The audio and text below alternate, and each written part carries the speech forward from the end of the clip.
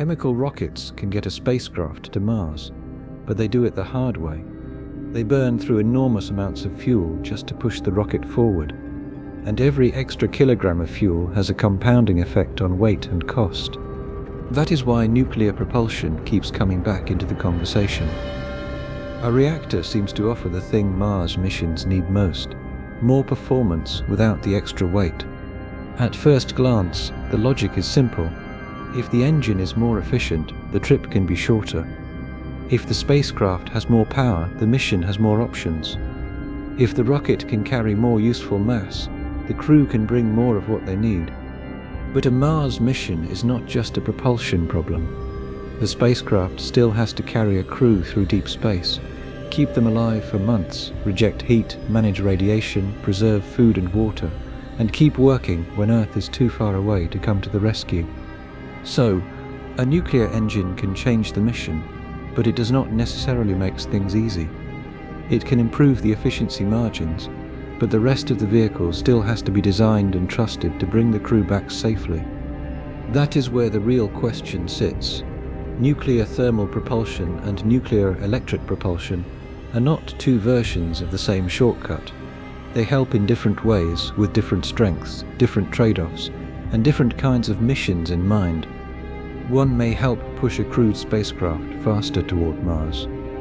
The other may be better for heavy cargo, deep space power, or long, slow acceleration far from the Sun. Both are promising ideas, but neither turns Mars into an easy destination. By the end of this video, you will understand what nuclear propulsion genuinely improves, what it cannot fix, and why Mars can remain a brutal target even when the rocket itself gets much better. If you enjoy exploring questions like this with me, subscribing helps others find the channel too. Sharing the video helps even more. Let's begin. Stand close to a chemical rocket during launch in your imagination, not close enough to survive it, but close enough to feel what the machine is actually doing. Flames spread beneath it. Exhaust hammers the pad. The vehicle rises by throwing mass downward at extraordinary speed. Nothing about that image feels weak. A chemical rocket is one of the most forceful machines our species has ever built. It can lift habitats, probes, people, and entire stacks of fuel out of a gravity well. So the first correction we need is simple. Chemical propulsion does not fail because it lacks power. It fails for deep space work because it buys power at a punishing propellant price. NASA's recent public comparisons of propulsion systems make that baseline clear without drama. Conventional chemical propulsion lives in roughly the 360 to 460 second specific impulse range. That number is a compact way of saying the rocket spends propellant relatively quickly for the amount of mission energy it gets back. The thrust is excellent, the economy is not. For launch from Earth, that bargain is often exactly the right one. You want a strong shove now, while gravity and atmosphere are still major enemies. But once the mission grows larger, once the destination is not low orbit but Mars, Saturn or beyond, the cost of buying motion this way keeps climbing. That is where the old mental picture starts to mislead us. It is natural to imagine a rocket as a payload with a tank attached. The deeper reality is that a large part of the rocket is the stuff required to keep the rocket being a rocket. Fuel is needed to move the payload, but fuel is also needed to move the fuel that is still waiting to be burned. Add more fuel and the vehicle grows. A larger vehicle then needs still more fuel to move its extra mass. That loop is not a flaw in one bad design. It is the accounting system all rockets live inside. You do not need a long equation on a board to feel the trap. Think of a truck so thirsty that extending the trip means filling the trailer with additional fuel drums and then adding still more fuel because the drums themselves are heavy. The cargo begins disappearing behind the cost of carrying the trip. In spaceflight, that logic can become harsher because missions often ask for large changes in velocity and cannot stop at a roadside station. A spacecraft must bring the future with it. That is why deep space propulsion is never only a question of how hard you can push. It is also a question of how efficiently that push is purchased. This is the quiet meaning of the rocket equation. It is not a scientist's way of making flight sound difficult. It is the scorekeeper that reveals how quickly ambition can become mass. A modest mission can survive the bargain. A larger mission can still survive it, but only by paying in propellant fraction, staging complexity, and shrinking payload share. That is why chemical propulsion starts hitting first. Not because it is primitive, not because engineers forgot to make it powerful. Because once the trip becomes large enough, carrying your own future exhaust starts eating the mission from the inside. This matters even more when the destination is humanly significant rather than merely reachable. A robotic craft can accept very long travel times, tiny accelerations, and narrow payload margins if the scientific reward is worth it. A crewed vehicle is another kind of burden. People need life support, habitat volume, radiation management, reserves, and a return architecture. The propulsion problem does not stay isolated in the engine bay. It spreads outward into everything the mission must carry to keep flesh alive while the route unfolds. So the real complaint against chemical propulsion is more adult than the usual version. The engines are not disappointing because they are timid. They are disappointing for deep space because their strength is expensive. They can shove a spacecraft beautifully, yet they ask for such a large payment in propellant that every new mission demand begins multiplying mass in ways that feel unfair. Once that becomes visible, the attraction of nuclear propulsion stops sounding like science fiction fandom and starts sounding perfectly rational. If the first wall is not force but efficiency, then of course people turn toward the word nuclear. Of course they imagine a propulsion system that might keep the useful thrust of a rocket while spending less of the spacecraft on propellant. Of course the mind leaps ahead to shorter trips, smaller fuel burdens, and destinations that no longer feel so humiliatingly far away. The temptation begins here, at the point where chemical propulsion has done something extraordinary and still not done enough. There is another reason chemical propulsion hits first, and it is hidden in the way mission planners behave. They become misers with every kilogram that is not immediately useful at the destination. They wait for alignments. They borrow momentum from planets. They tolerate years of travel time because the vehicle cannot simply buy more capability with brute force without also buying a larger propellant burden. Gravity assists, staging chains, and severe payload choices are not signs that engineers enjoy complexity for its own sake. They are signs that chemical propulsion keeps demanding workarounds once the route becomes ambitious. A crewed mission feels that burden most sharply. A probe can accept long patience and narrow margins if the science return justifies it. People cannot be reduced so easily. They need volume, reserves, redundancy, radiation management, exercise systems, and some chance of returning home without the mission becoming a one-way monument. Every kilogram supporting those needs is a kilogram chemical propulsion must also accelerate. That is why the baseline frustration runs deeper than simple disappointment with current rockets. We already know how to make them forceful. The trouble is that force purchased this way leaves too much of the vehicle serving the engine instead of serving the mission. Even the phrase deep space starts changing meaning under that pressure. In low orbit or short duration cislunar work, chemical propulsion can look almost sovereign. It launches, it inserts, it corrects, it returns. Push farther and the economics turn against it. Suddenly the mission needs planetary flybys to stay elegant. Suddenly a timetable acceptable to a probe becomes punishing to a crew. Suddenly every extra kilogram of habitat or shielding feels politically expensive because the propellant demand around it swells so quickly. The engine has not stopped being good. The destination has simply become large enough that the old bargain no longer feels generous. Now picture a different engine. Hydrogen still leaves through a nozzle. The spacecraft still gets a decisive shove instead of a faint continuous push. But the propellant is not being heated by chemical combustion. It is being heated by a reactor.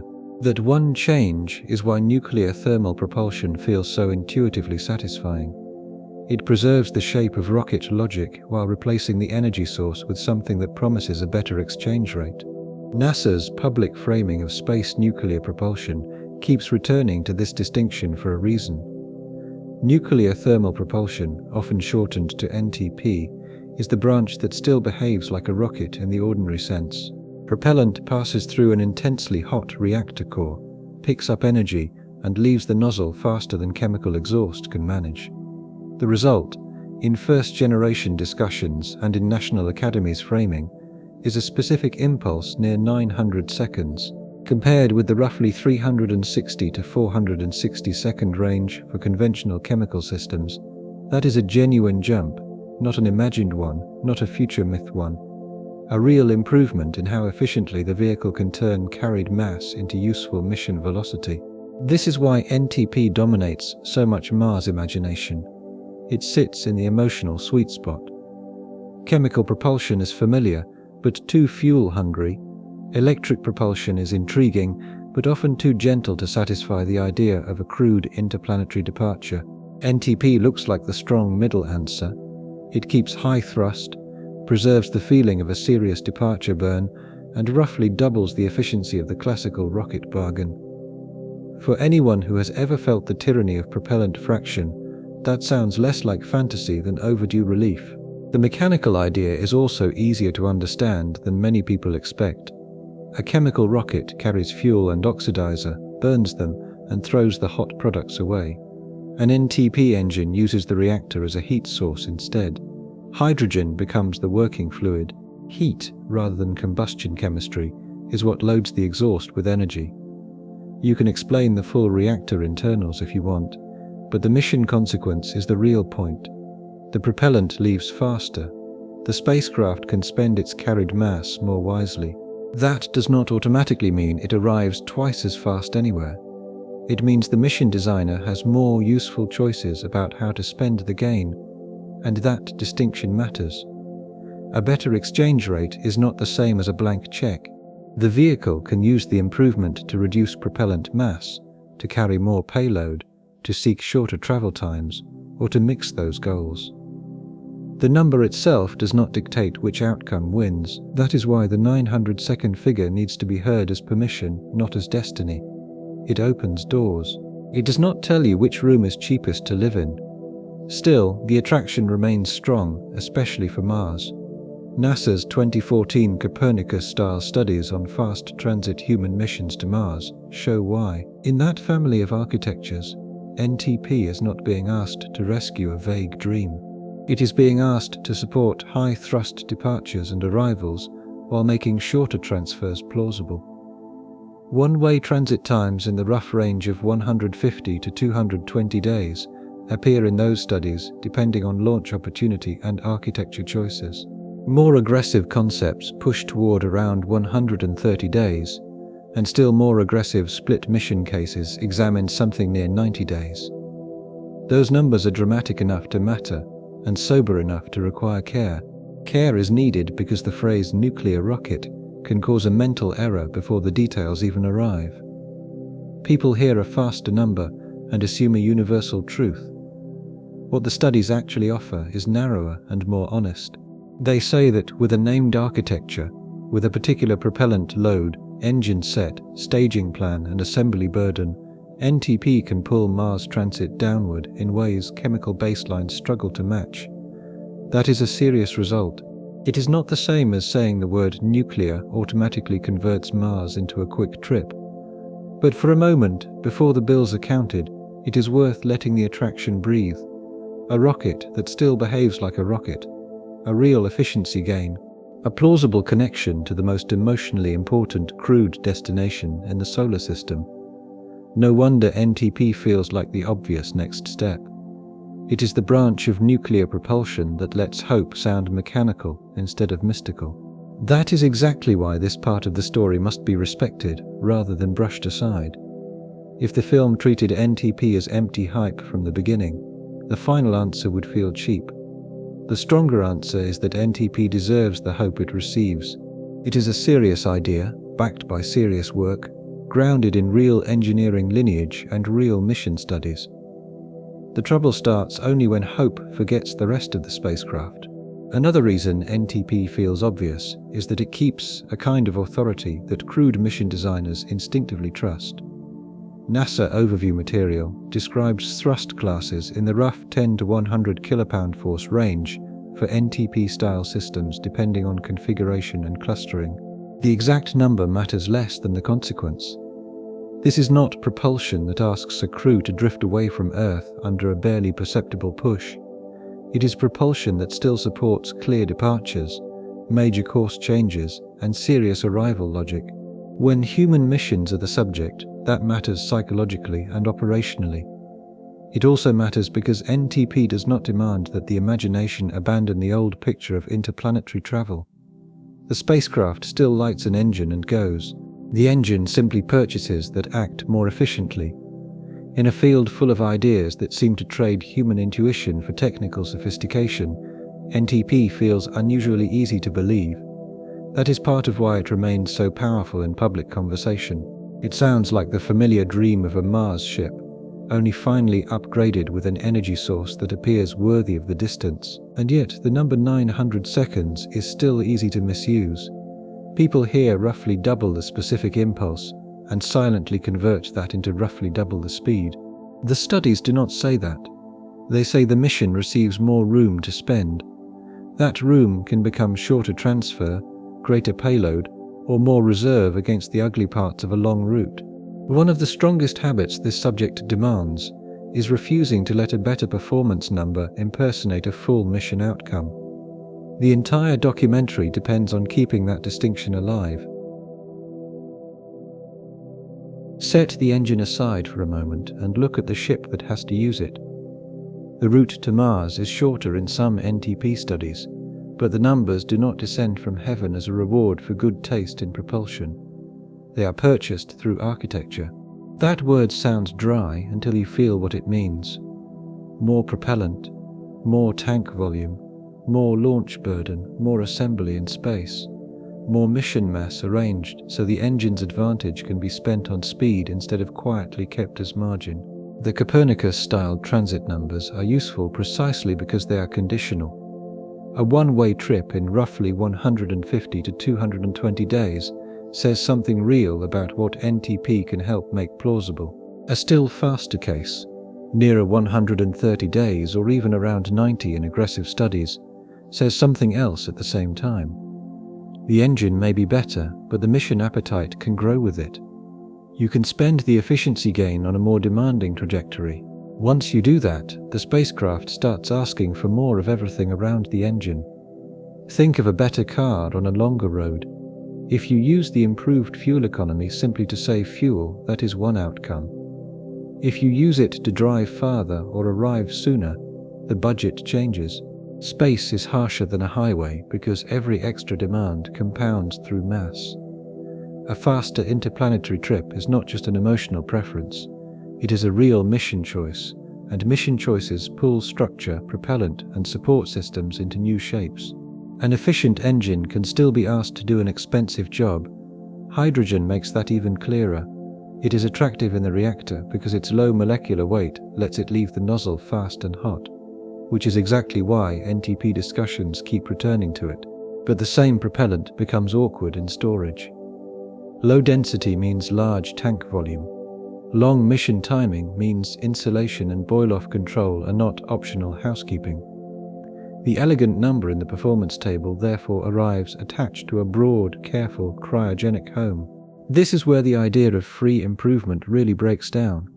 An NTP ship is not a normal Mars vehicle that happened to swap engines in a clean and isolated way. The whole machine grows around the propulsion choice.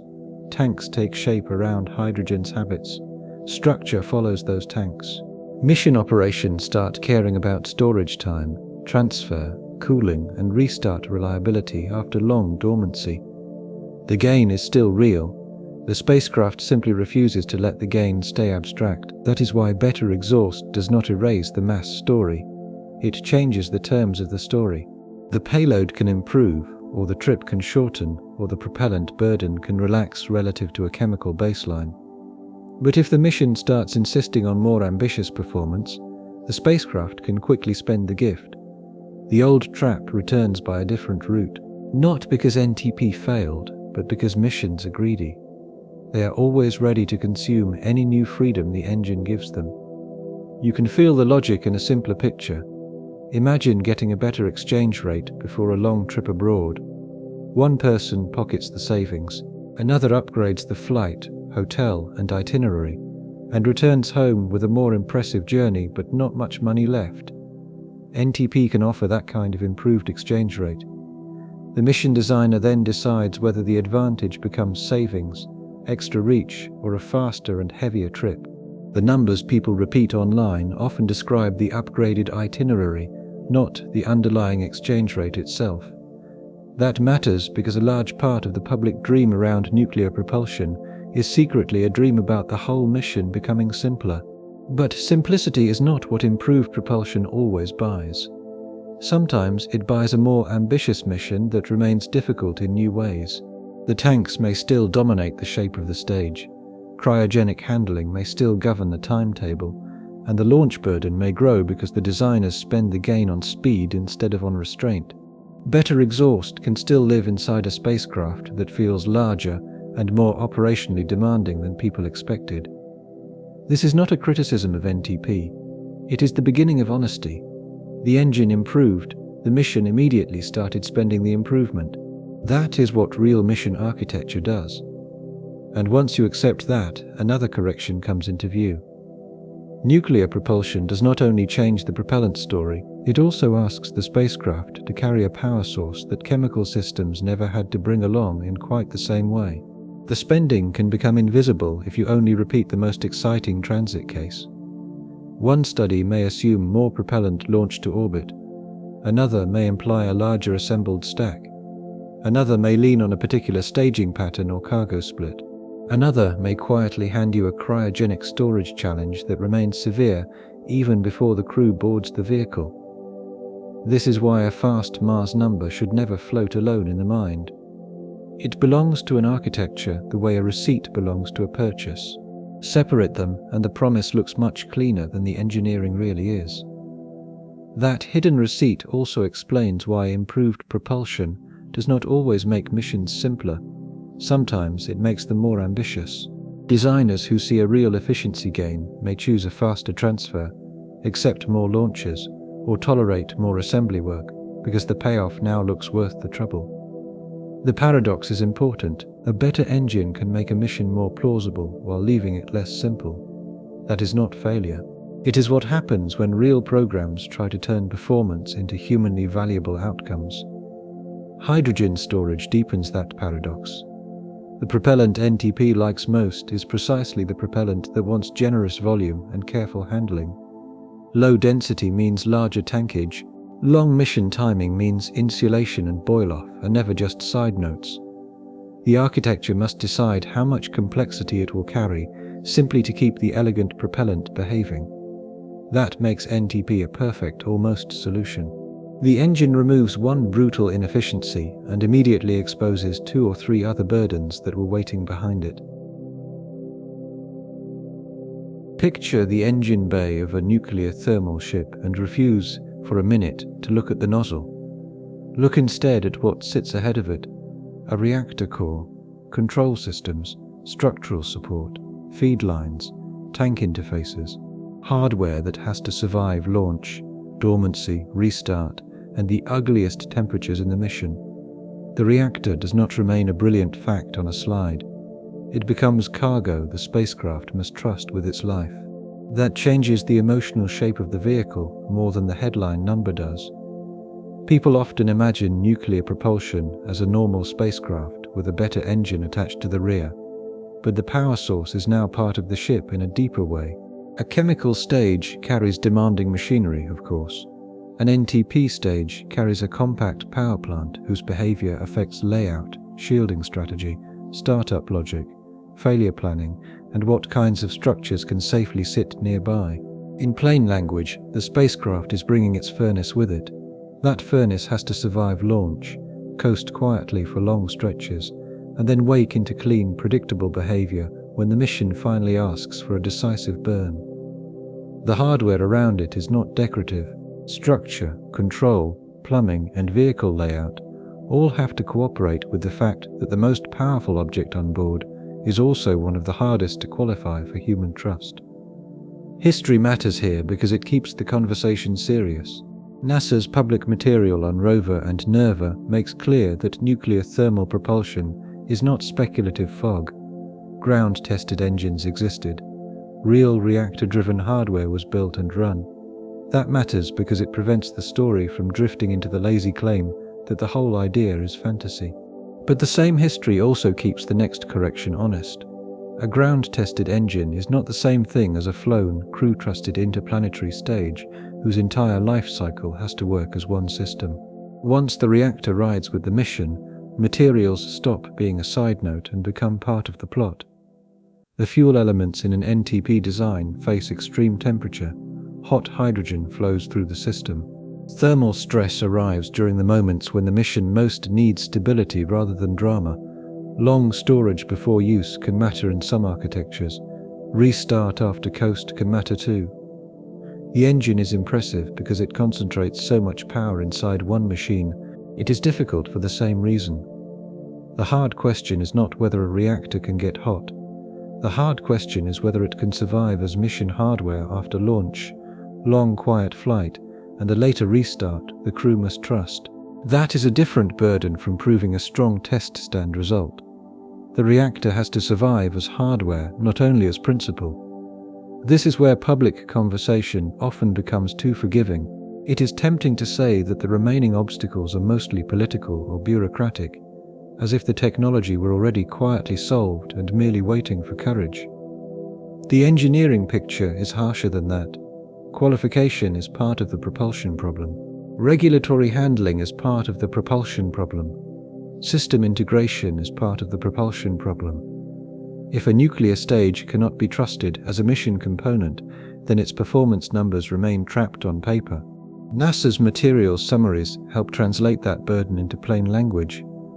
NTP discussions often center on temperatures around 2700 to 3000 Kelvin and thermal power in the hundreds of megawatts. Those figures matter because they describe a machine the mission may leave quiet for months and then demand clean behavior from under hot hydrogen flow. The engine's power and the engine's fragility are two views of the same hardware. That is why the reactor is not just an improved burner at the back of the ship. It becomes a mission object that shapes layout, qualification, and crew trust before the first burn. A successful test stand proves the idea belongs in the real world. It does not prove the whole spacecraft is ready to organize itself around that idea without opening a new class of risks. Listen to how the vocabulary changes once the reactor is inside the spacecraft. A normal upper stage invites questions about thrust, burn time, guidance, and payload consequence. A nuclear thermal stage keeps those questions and then adds a new layer about startup, dormancy, material durability, nearby heat and radiation, and ordinary integration access. None of that is decorative. It is part of the price of letting the reactor leave Earth. Time deepens the burden. A crude architecture may ask the stage to wait through launch delays, assembly periods, coast phases, and a long quiet interval before a decisive burn. That means trust has to survive boredom as well as stress. The crew is not only betting on a powerful departure, they are betting that a dormant nuclear system will still behave cleanly when the route finally demands action. That is why the gap between serious concept and deployable system remains so large. A successful ground program proves that the family of machines belongs in the real world. It does not prove that the machine is ready to be woven into tanks, habitat geometry, shielding strategy, storage timelines, and crew reliability requirements without opening a new set of mission risks. The reactor has to fit the whole vehicle, not simply outperform the old engine. And that whole vehicle truth keeps the title honest.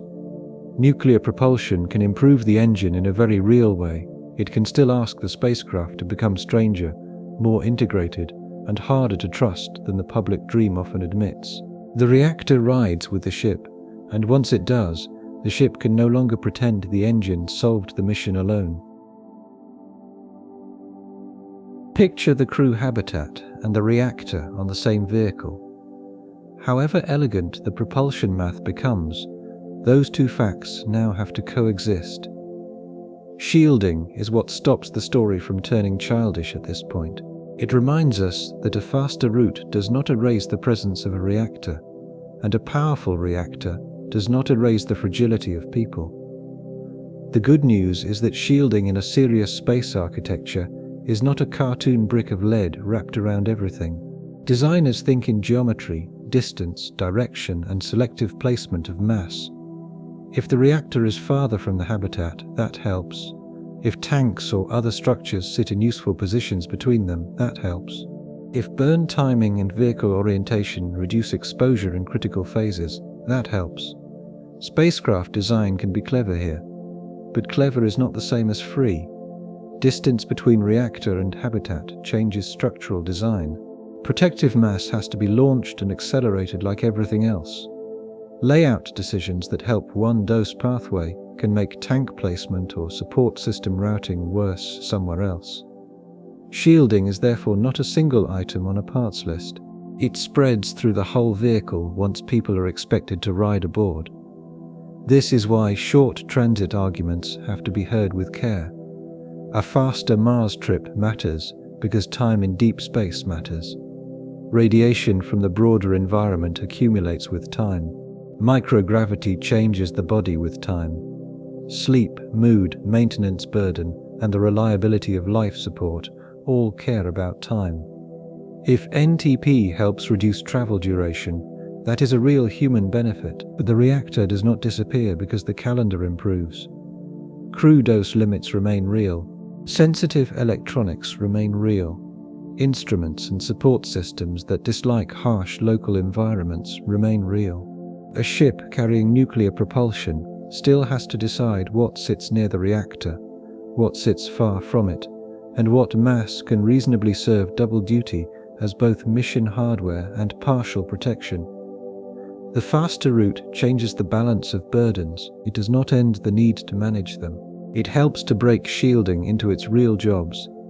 The habitat may need one answer, critical electronics another, and delicate instruments a third. Once the architecture grows around those distinctions, the old dream of a clean engine swap starts falling apart. The propulsion decision now reaches into habitat placement, tank arrangement, payload location, and even which orientations feel safest during major operations. You can hear the common mental error in ordinary conversation. Someone hears shorter trip and silently starts handing out relief across the whole mission. Less exposure, less hardship, less support mass, less risk everywhere. Some of that relief is justified, but relief is not disappearance. A crew may spend fewer days in transit and still travel inside a ship whose geometry, shielding burden, and operational rules are far more demanding than the public day count alone suggests. That matters because the crew is the most delicate system on the vehicle. Bones weaken when loading vanishes. Muscles lose routine work. Radiation remains a long-term concern.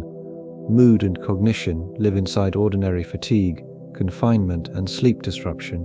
The less forgiving the biology, the less honest it becomes to talk as if the reactor were a simple performance gift with no architectural price.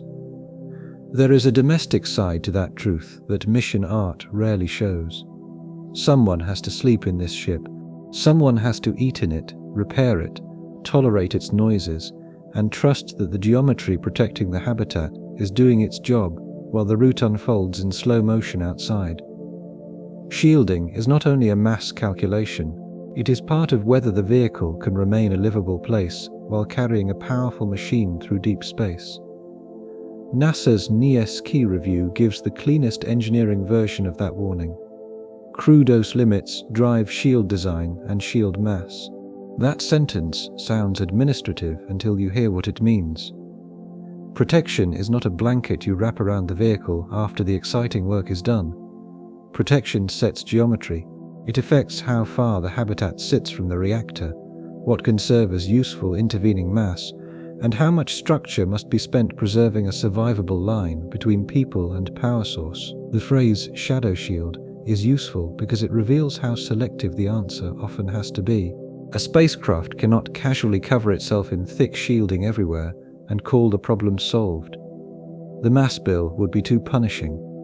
So the architecture thinks directionally: protect the habitat, protect critical electronics, use distance where distance helps, use tanks and other systems where they can do double duty.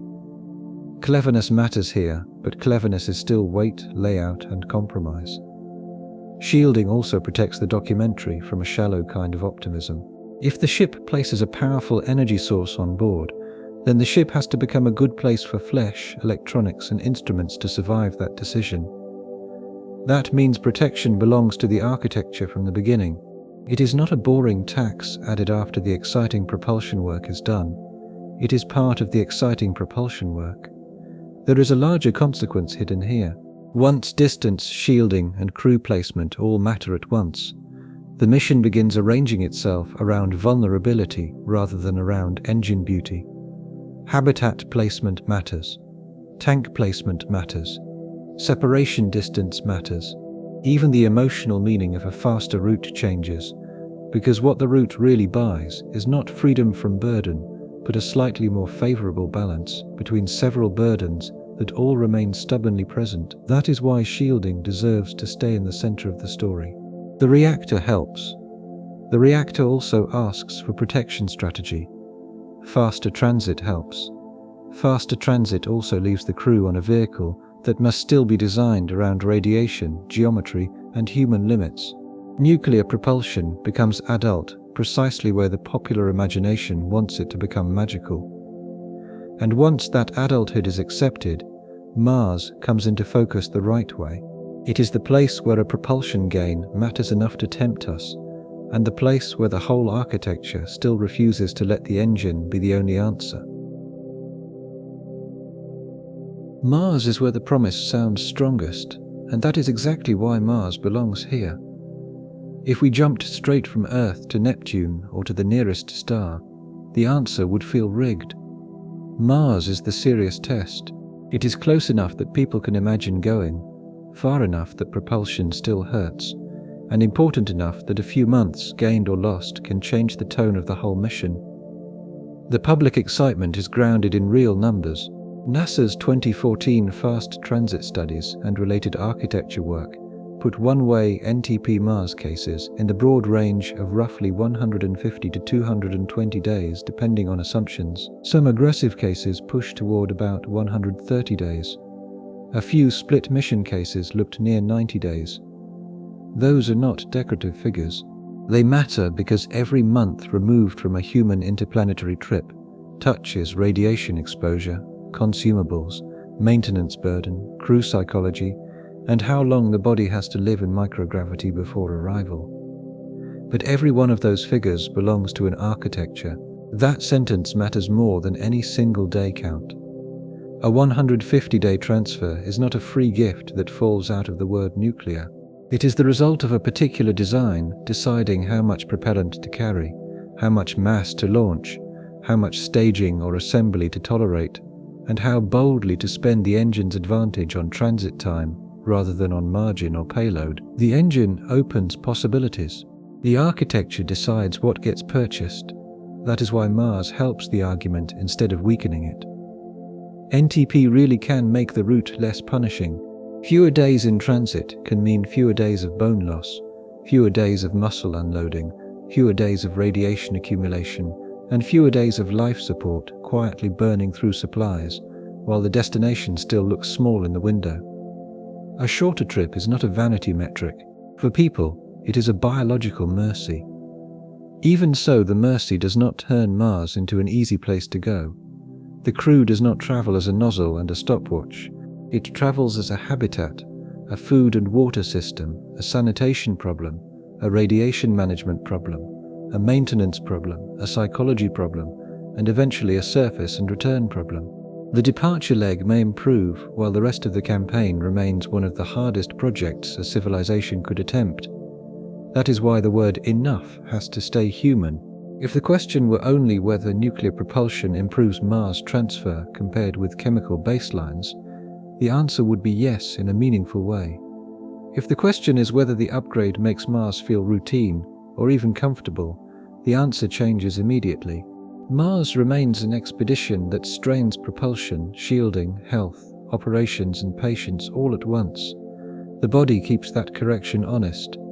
Months saved matter because the body notices months in several ways at once. Bone and muscle lose ordinary loading. Fluid shifts alter how the head and torso feel. Sleep and confinement begin eroding mood and routine. The standing knowledge that there is no quick rescue keeps pressing in from the background. Nuclear propulsion can reduce those insults. It cannot make the human organism stop being what it is. And the body is only part of the problem. Arrival matters. Surface operations matter. Mars ascent matters. Return matters. In many realistic discussions, the trip home drags the crew back through many of the same burdens in reverse. So even a strong propulsion gain on one leg does not shrink the whole campaign into one neat engine story. The better engine matters because the campaign is so punishing, not because the campaign has become simple. Hydrogen storage keeps that punishment visible in another way. The propellant NTP likes most is brilliant in the nozzle and awkward in the tank. Its low density means large storage volume, and its cryogenic behavior forces the mission to stay disciplined about insulation and boil-off for a long time. So the architecture that buys a shorter Mars transfer may also buy big tanks, thermal control complexity, and a vehicle whose shape is still being dictated by propellant management long after the headline number has done its work. That is why the fast Mars figures have to be heard as receipts rather than slogans. Around 150 to 220 days in one family of cases. More aggressive cases around 130 days, a few split mission studies pressing toward about 90 days. Those numbers are real.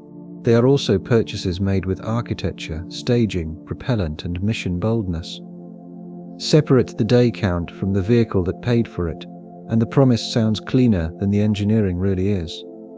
Mars is therefore the perfect almost solution. Nuclear propulsion helps enough that ignoring the gain would be dishonest, but the remaining burden stays large enough that calling the problem solved would still feel childish. The evidence supports a more modest answer. The route can become less punishing while the mission remains huge. That is why Mars is the right best case. If even the best case still depends on architecture-specific numbers, shielding strategy, life support discipline, and a plain account of how much strain remains, then the title has already started answering itself. The phrase nuclear rocket starts misleading people here because it sounds singular when it is not. Nuclear thermal propulsion keeps the familiar shape of a rocket. Propellant gets heated directly and leaves through a nozzle in a strong, decisive push. Nuclear electric propulsion does something else. The reactor makes electricity. The electricity feeds electric thrusters, and the whole mission begins to obey a different rhythm. On paper, NEP can sound astonishing. Instead of the roughly 900-second region associated with NTP, NASA technical material often puts high-power NEP ideas in the 2,000 to 8,000 second range. That is such a large jump in specific impulse that the mind instantly wants to cash it out as speed. The number feels too generous to mean anything else. But efficiency is not acceleration. A vehicle can spend propellant with extraordinary care and still push only gently. That is the essential correction. NEP does not usually deliver the dramatic departure burn people imagine when they picture a crude Mars ship. It applies low thrust over long periods. The spacecraft grows more patient. It keeps pressing month after month, instead of making one short and forceful statement. That patience can be a serious advantage. For robotic missions, payload missions, or cargo architectures, saving propellant can change the entire mission class even when the acceleration remains modest. The vehicle may carry more useful hardware. It may keep strong electrical capability far from the sun. It may accept routes or operating modes that would be awkward with other propulsion choices. The gain is real. It simply lands in a different part of the mission than most people expect. That difference becomes even clearer when the mission is not chasing one emotionally dramatic arrival date. A cargo ship heading outward may care more about delivered mass, stable power, and years of usable electrical life than about whether the departure looked heroic. In that setting, NEP starts sounding less like a compromised rocket and more like a deep space utility architecture. It trades spectacle for persistence, and persistence can be exactly what a distant mission needed. NASA's own subsystem framing makes the identity shift hard to ignore. High-power NEP is not a hot engine with a mysterious cable attached. It is a reactor, a power conversion system, a power management and distribution system, shielding, electric thrusters, and a major heat rejection system behaving together as one spacecraft-scale power station. The propulsion story becomes an electrical architecture story. That is why comparing NTP and NEP only by asking which one is faster misses the point.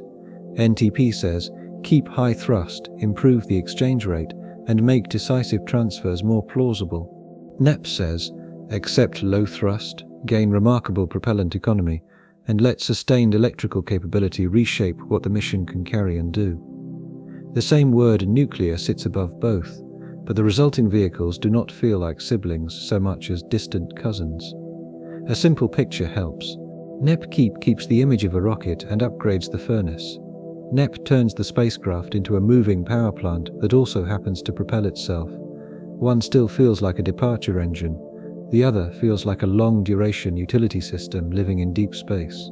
That is why NEP deserves its own mental shelf instead of being narrated as stronger NTP.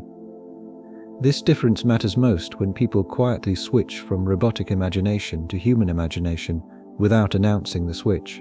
The phrase thousands of seconds sounds glorious until you ask what the thrust is doing and how long the crew is living inside the mission clock. For people, the calendar remains part of the propulsion story.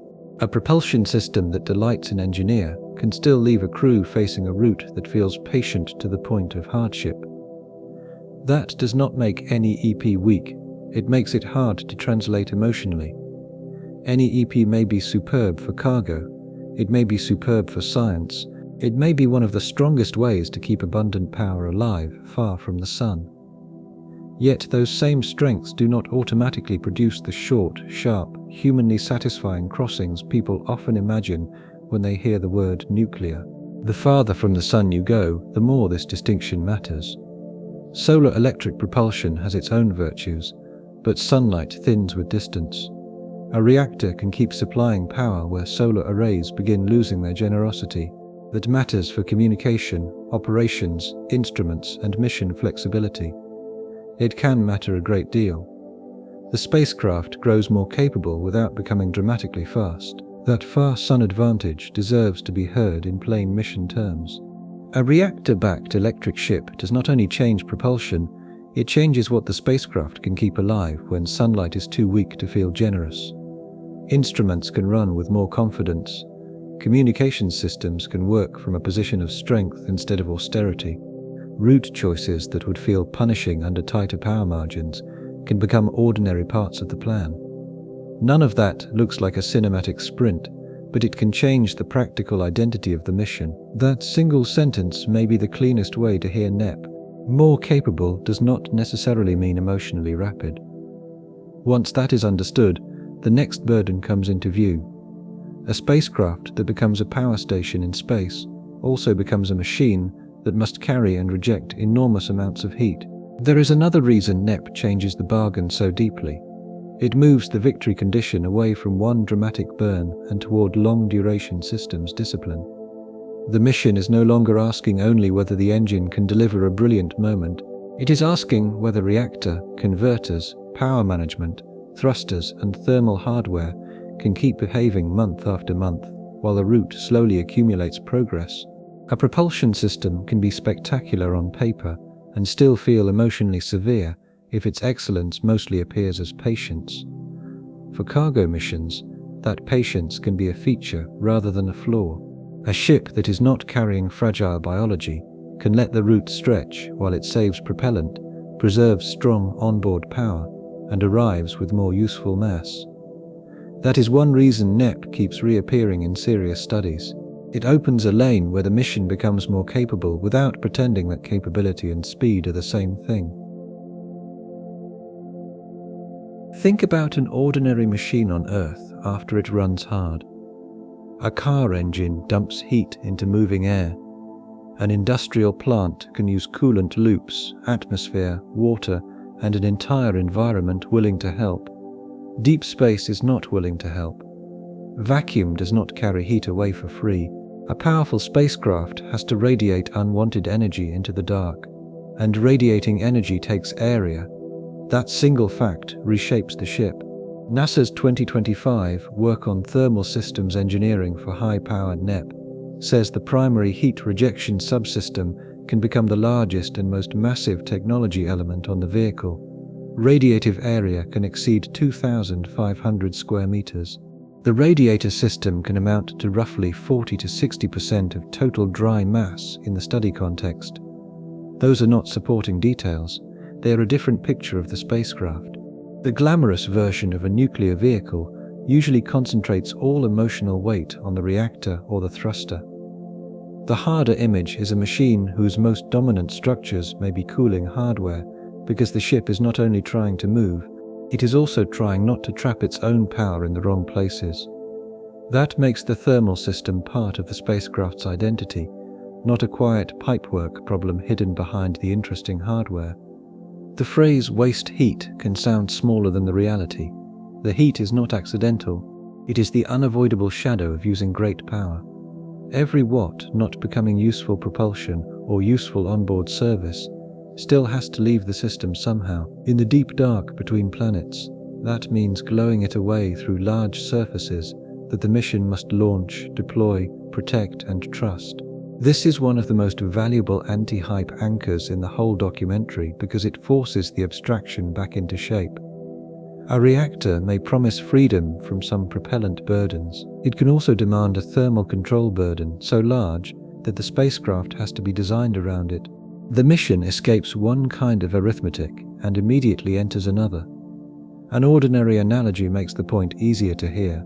Imagine buying a machine with astonishing fuel economy and then learning that its cooling system is so large and structurally important that the whole machine must be built around keeping itself from overheating. The efficiency gain remains real, it simply does not live alone. It arrives with a new neighborhood of consequences. That is why radiators should not be treated as boring footnotes. They are one of the main reasons NEP refuses to behave like a clean miracle. People hear nuclear and picture brute strength. The actual vehicle may look broad, exposed, and thermally preoccupied. Its most massive structures may exist to keep the reactor's gift from becoming self-defeating. There is something clarifying in that image. Advanced spacecraft do not always become sleek as their power rises. Sometimes they become stranger, more industrial, more visibly negotiated with physics. A high-power NEP vehicle may owe more of its shape to cooling than to the dramatic silhouette people expect from science fiction. That is not a failure of imagination. It is what happens when heat gets a vote. That visual correction matters because design language can mislead us. We are used to imagining better propulsion as a cleaner, narrower, more elegant vehicle. High-power NEP may move in the opposite direction. It may look wider, more delicate in deployment, and more obviously organized around survival of the thermal system. The machine becomes persuasive not because it looks simple, but because its strange geometry reveals what the physics actually asked for. Every square meter of radiator area also comes with ordinary mission obligations.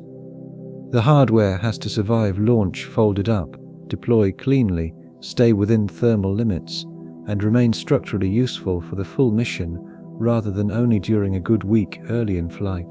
So when a study says the thermal rejection hardware can become the largest and most massive technology element, it is saying that the spacecraft may spend a huge fraction of its supposed liberation just preserving the conditions under which that liberation can continue. This is why NEP's efficiency never gets to rule the conversation by itself.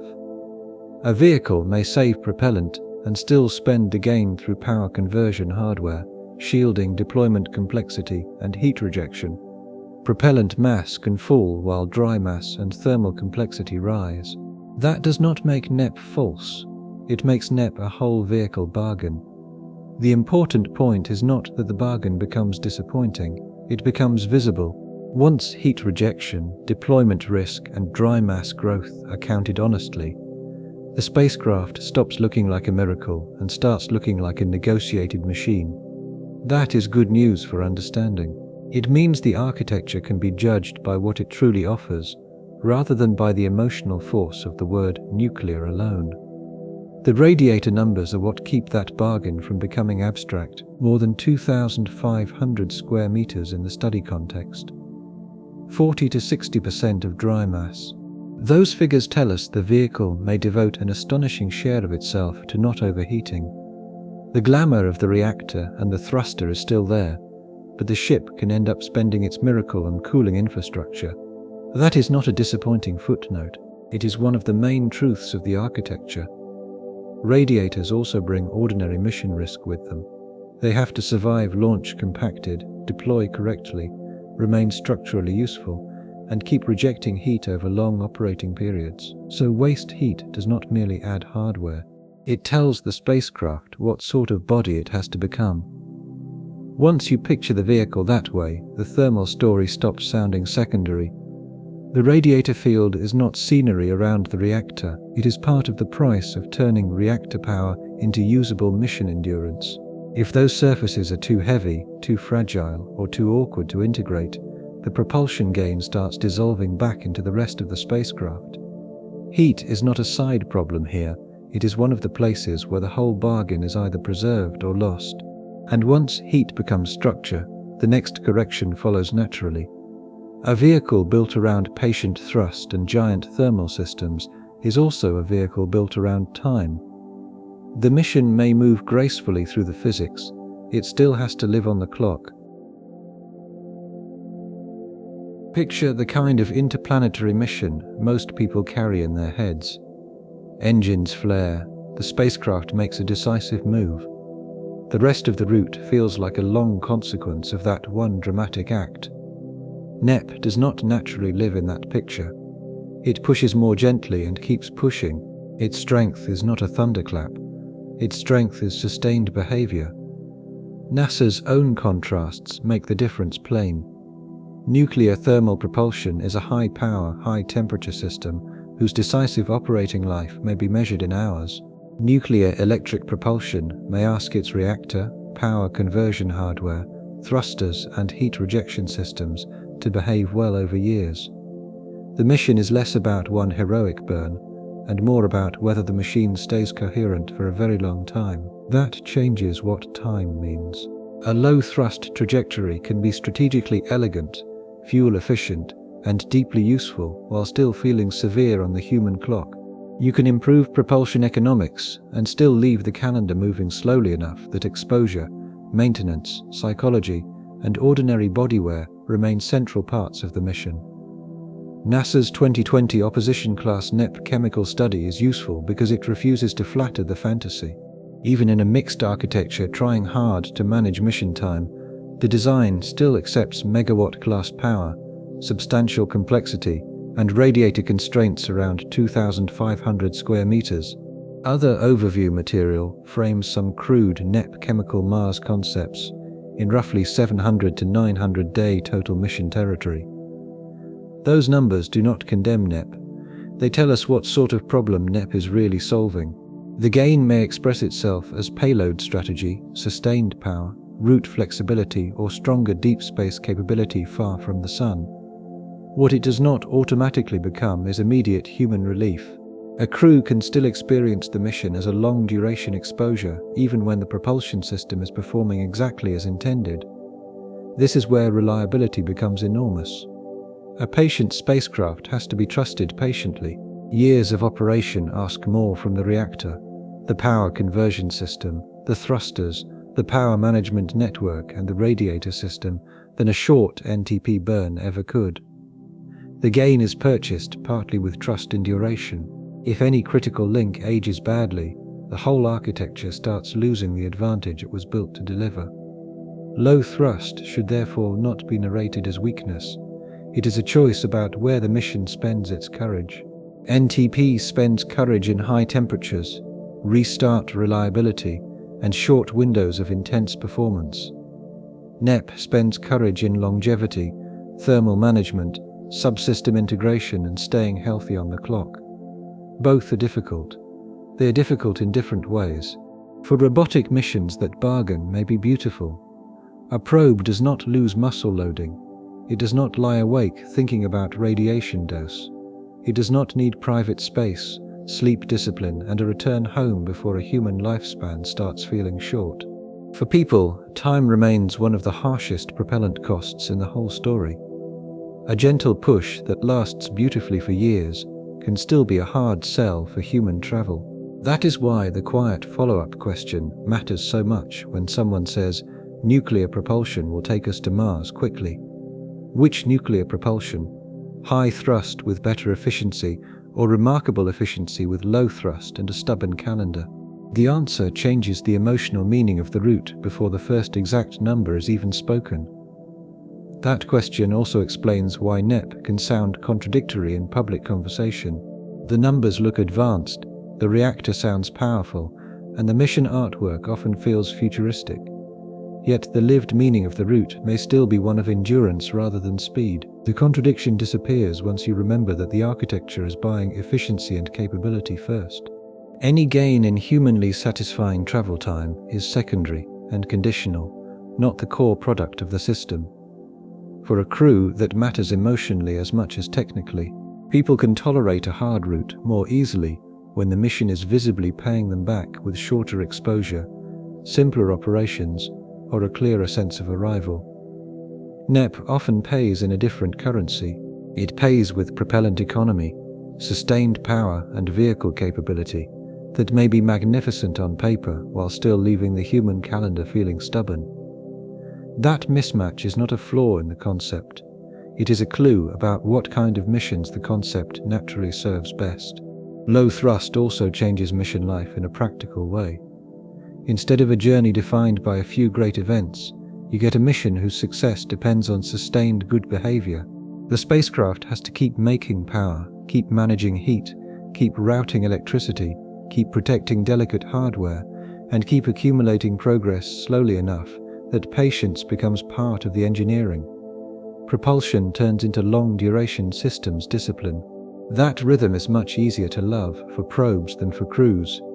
A robotic craft can spend years doing exactly what the trajectory asks, without anyone aboard aging, weakening, or needing private room from the machine. A crew receives no such exemption. Even if the route is strategically elegant, the human meaning of the calendar may stay harsh because every extra month stretches radiation exposure, maintenance burden, consumables, and simple emotional endurance. In that sense, time becomes one of the hidden masses in the vehicle. It is not carried in a tank, but the mission still pays for it through redundancy, life support, repair margin, and the body itself. NEP may save propellant magnificently while asking the crew to absorb a large bill in duration. That is why it changes time instead of cancelling it. For human crews, that systems discipline can remain technically admirable and emotionally severe at the same time. The route can be smarter and the machine can be better while the calendar still feels brutal. That is why NEP is best heard as changing the bargain rather than winning the old game. It improves deep space capability by redefining what improvement is allowed to mean. And once the clock refuses to shrink, another question comes forward. If the route remains long, how much of the promised gain survives after the full power chain, full hardware maturity picture, and full mission integration burden are counted honestly? Imagine solving the reactor and then discovering that the reactor was only the first box in a long relay race. Power has to be converted, managed, distributed, sent to thrusters that must remain healthy. Radiation has to be handled, heat has to be rejected. The spacecraft only earns the headline if the entire chain works together at acceptable mass and acceptable durability. NASA's 2021 concepts work makes that chain explicit. Reactor, shielding, power conversion, power management and distribution, thrusters, primary heat rejection. None of those pieces are optional if the mission depends on NEP, and none of them gets to fail quietly. A brilliant reactor attached to weak conversion hardware fragile thrusters, or a radiator system too heavy to justify launch is not an almost answer. It is a concept that has not yet paid for itself. The 2026 Technology Maturation Plan adds another kind of honesty. Many enabling technologies are still described at technology readiness level 4 or below at the component level, with integrated system readiness lower still. That phrase can sound like bureaucracy speaking to itself until you translate it into plain language. A serious idea can still be far from deployable because the full machine has not yet been shown to survive as one machine. That is not cynicism, it is engineering discipline. Serious means the physics is real, the institutional interest is real, and the possible mission value is real. Ready means the hardware chain has been matured, integrated, tested, and trusted enough that a mission can be built without leaning on too many heroic assumptions. High-power NEP earns the first label more easily than the second. Readiness is exactly where optimism loves to cheat. A concept can look magnificent in subsystem diagrams and still be a long way from carrying people through deep space. Power conversion efficiency, radiator survivability, thruster lifetime, integrated control, shielding design, and total vehicle mass all keep veto power. The reactor does not silence those questions, it summons them. This is why the phrase "power systems eat gains" is worth holding on to. Every real improvement arrives with neighbors that demand payment. A high ISP figure can be beautiful and still lose much of its emotional force once the full electrical chain, full thermal burden, and full maturity picture are laid beside it. The gain remains. It just stops being the only thing in the room. That should not be mistaken for a consolation prize. If NEAP's most honest strengths are mission flexibility, abundant onboard power, route freedom, and larger payload options for deep space science or cargo, those are not small victories. They may change what kinds of missions we can send outward and what those missions can do once they arrive. They simply do not collapse neatly into the public fantasy of a quick human deep space commute. There is something revealing in that mismatch. Human imagination rewards spectacle. It asks whether the engine feels world-changing. Engineering often rewards quieter questions. Can the spacecraft carry richer hardware? Can it keep strong power where sunlight becomes poor support? Can it tolerate routes that are otherwise operationally awkward? A mission can be transformed in practice without becoming dramatically short in story form. That distinction matters even more because technology stories often fall into a false binary. If a concept is serious, people assume it must be close. If it is not close, they assume it must not be serious. Real engineering spends long stretches in the middle. High-power NEP can be physically compelling, strategically valuable, and institutionally worth pursuing, while still carrying enough integration burdens to block honest near-term confidence. That middle state is not embarrassment, it is where difficult systems live. Once that middle state is misunderstood, the rest of the conversation deforms. Slides outrun hardware, mission art outruns subsystem maturity, public promise outruns proof. The responsible answer is slower and less glamorous. Yes, the architecture matters. Yes, it may change what deep space missions can do. No, the current maturity picture does not support narrating it as a ready-made solution for human deep space transportation. The readiness language matters because it separates seriousness from deployability. A technology can be physically compelling and still live around TRL-4, where parts and demonstrations have not yet become an integrated mission package deserving crew trust. Power conversion has to work as part of the whole. Thrusters have to last. Distribution hardware has to behave. Thermal systems have to stay honest. The reactor's promise is only potential until the rest of the chain can domesticate it. The power chain also changes what failure means. In a chemical mission, the main drama is easy to picture. The burn works or it does not. In a high-power electric mission, the spacecraft has to remain electrically coherent for years. Conversion hardware has to keep turning reactor output into usable current. Distribution hardware has to keep feeding thrusters and mission systems without drifting into instability. Thrusters have to keep operating after long exposure to the very ions they are using for propulsion. None of that is cinematic, but all of it decides whether the elegant paper trajectory ever becomes a real route. That long electrical life is one reason the maturity language sounds so restrained. A subsystem demonstration can prove that a part of the idea works. It does not prove that the whole chain will keep working after vibration, radiation, thermal cycling, long cruise, partial degradation, and the ordinary meanness of space have all had their turn. This is where the phrase technology readiness earns its keep. It is a way of admitting that the mission does not fly on the beauty of the concept. It flies on the stubborn survival of every quiet dependency between launch and arrival. The chain is worth lingering on because each link spends part of the miracle. Power conversion is not just an engineering detail sitting between the reactor and the thrusters. It determines how much of the reactor's raw thermal output becomes useful electrical work instead of another heat burden that has to be carried and rejected. Power management and distribution are not just cables and switches in a nice diagram.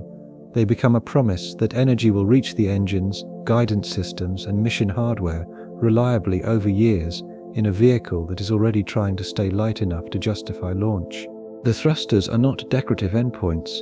They have to remain healthy long enough for the low-thrust bargain to cash out at all. You can hear why readiness becomes so stubborn once the chain is pictured as one body instead of 6 boxes. The reactor may be hot enough, but the conversion hardware decides how much of that heat becomes useful work. The power network may be elegant on paper, but it still has to keep current stable while the vehicle ages, shakes, warms, cools, and absorbs radiation. The thrusters may be efficient, but efficiency is only a promise until lifetime testing shows they can keep operating for the durations the architecture requires. In a system like this, immaturity is not one dramatic flaw. It is the sum of many quiet questions that have not yet been exhausted. That is why NEAP tends to mature in layers rather than in one heroic leap. A mission concept can look persuasive before the radiator field is light enough, before the converters are durable enough, or before the integrated control picture has been trusted over realistic timelines. Each partial success is meaningful. None of them by itself earns the right to say the architecture has crossed from interesting into ready. The gain is real. The proof burden is simply spread across too many links to be satisfied by enthusiasm alone. That is why subsystem language matters more here than in many propulsion stories. The architecture is not one brilliant engine dragging a simple spacecraft behind it. It is a coalition. If the reactor works but the power conversion remains heavy, the mission pays. If conversion improves but the radiator field grows too large, the mission pays. If the thermal picture settles but thruster lifetime or integrated control still trails the requirement, the mission pays again. Each success can be partly reclaimed by the next unresolved dependency. NASA's roadmap posture makes more emotional sense once you hear it that way. A planning document aimed at late 2030 as human Mars decisions is not timid because the field lacks imagination. It is cautious because high-power NEP is a spacecraft architecture that only becomes real after many partial victories line up at the same time. The path from compelling paper concept to trusted expedition system runs through integration, not enthusiasm. That is the slower truth the maturity language is trying to protect, and that slower answer prepares us for the next scale test. When the destination is Saturn, Uranus, or Neptune, the question is no longer whether the engine feels thrilling. The question is whether the whole mission becomes meaningfully more capable while still admitting that years may remain on the clock. Mars still lives close enough to trigger human fantasy. The outer planets do something colder. They turn the solar system into a schedule. The numbers belong to careers, funding cycles, and long periods of waiting before any propulsion upgrade enters the story at all. Cassini took about 7 years to reach Saturn using gravity assists. Recent NASA Uranus mission work still treats Earth to Uranus transfer times in roughly the 13 to 15 year range as normal for flagship-class baseline architectures. Those figures matter because they set the size of the problem before the word nuclear shows up. Any improved propulsion system has to argue with that baseline, not with a toy version of distance. This is where nuclear propulsion can still help honestly.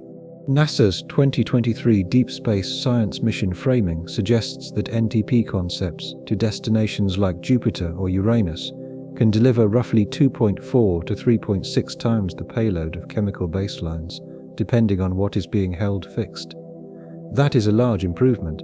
More payload can mean richer instrument suites, more operational freedom, more communication capability, or a mission that is less tortured by narrow gravity assist choreography. Time gains can appear as well, but the emotional truth does not fully change. Saturn remains far away. Uranus remains far away. Neptune remains farther still. A route that improves from very long to less very long can still remain a route measured in years, with long communications delay, long reliability exposure, and ordinary mission patience stretched across a large fraction of professional life. That is why the outer planets separate better from enough so cleanly. A spacecraft can become more capable in every practical sense and still fail to make the destination feel near. Payload fraction may improve, route flexibility may improve, operations at arrival may improve. The map can still feel almost unchanged to human intuition. This is not a defeat for nuclear propulsion. It is a lesson in destination scale. The farther the target, the less honest it becomes to judge propulsion only by whether the calendar feels satisfying. A science mission to the outer planets may benefit enormously from better propulsion, even if the trip still unfolds over many years. Discovery has a higher tolerance for patience than biology does. That difference matters because people often borrow the emotional force of human travel when they describe robotic mission gains. A probe can tolerate years that would feel punishing to a crew. It can sit inside delayed communication, long crews, and narrow operational windows without worrying about bone density, sleep debt, or emotional confinement.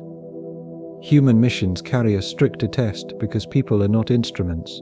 The outer planets therefore clarify the title in plain language. A real propulsion upgrade can still leave Saturn, Uranus, and Neptune in a regime that demands patience measured in years. The destination may remain emotionally remote. That tells us something important about the original dream. Phase. Part of the dream was always larger than an engine upgrade could satisfy. There is another reason the outer planets matter. They turn reliability into a long act of trust.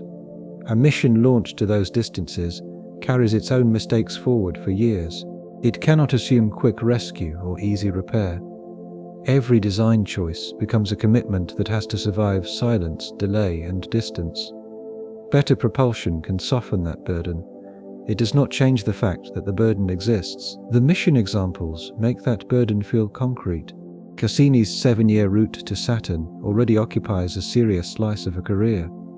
Uranus studies in the rough 13 to 15-year range stretch farther still, far enough that the mission timeline starts touching staffing, institutional memory, and scientific patience. Once a destination lives on that clock, even a meaningful propulsion gain may arrive first as more payload, better operations, or somewhat less punishing duration rather than anything a person would naturally call near. That is why the payload results matter so much. A reported 2.5 to 3.5 times payload improvement for some NTP deep space cases can transform the science return. More instruments, more communications capability, more maneuvering freedom, a less tortured route, those are serious gains. They still do not turn Uranus into a neighbor. NEP reinforces the same lesson from another direction. NASA's outer planet electric propulsion framing is attractive partly because a reactor gives you sustained electrical power, where sunlight has become a thin and inconvenient ally. That can matter enormously for operations far from the Sun. A spacecraft arriving at Saturn or beyond with richer onboard power may observe more, communicate more strongly, and maneuver with more confidence than a thinner baseline craft. But again, the gain arrives as capability, not emotional nearness. The map stays cold even while the vehicle becomes more competent. Communication delay strengthens the feeling. A mission heading outward does not only spend years in transit, it spends those years becoming harder to converse with in anything like ordinary time. Commands take longer. Surprises become lonelier. Operational patience becomes part of mission design. Better propulsion can reduce some of the burden or widen some of the choices, but it does not give the outer planets the conversational intimacy of nearby destinations. Distance keeps expressing itself in multiple currencies at once. This is why the outer planets make human rhetoric look so fragile. We like to imagine a better engine making the destination suddenly feel available. The outer solar system refuses that simplification. A propulsion gain can be substantial and still leave the destination requiring years, delayed control, long reliability, and an almost institutional kind of patience. The route becomes more generous to the mission without becoming emotionally short. Neptune sharpens that feeling even when exact comparison cases are left mostly implicit. Once a destination is that far out, the mission stops sounding like a trip and starts sounding like a managed era. Hardware aging matters differently, team continuity matters differently, patience itself becomes part of the design language. Nuclear propulsion can improve the argument decisively and still leave the mission living inside a timescale no ordinary person would call nearby. That is why gravity assists deserve a little respect here rather than contempt. They are not embarrassing hacks pasted onto an otherwise finished transportation system. They are evidence of how carefully missions have always negotiated with the size of the outer solar system. If nuclear propulsion reduces dependence on some of that choreography, that is a real freedom. But freedom of route is not the same thing as a destination drifting close to home. Arrival keeps the burden alive as well. After years of cruise, the spacecraft still has to wake instruments, preserve power margins, survive delayed decisions, and perform science under conditions where rescue is fantasy. Better propulsion may help the craft arrive less starved and more capable. It does not make the environment forgiving. For people, the scale becomes even harsher. A crude outer planet mission would still be a habitat problem, a psychology problem, a shielding problem, and a life support problem, stretched over durations no honest person could call casual. That is true even if propulsion improves. The engine may become more impressive while the human meaning of the route stays stubbornly severe. So the real lesson of the outer planets is simple and adult. The map can become somewhat kinder without becoming kind. Nuclear propulsion may improve the machine substantially. The solar system can still remain large enough that those improvements feel emotionally modest against the route. The outer planets also remind us how much mission value hides after arrival. A Saturn or Uranus mission is not finished when it reaches the planet.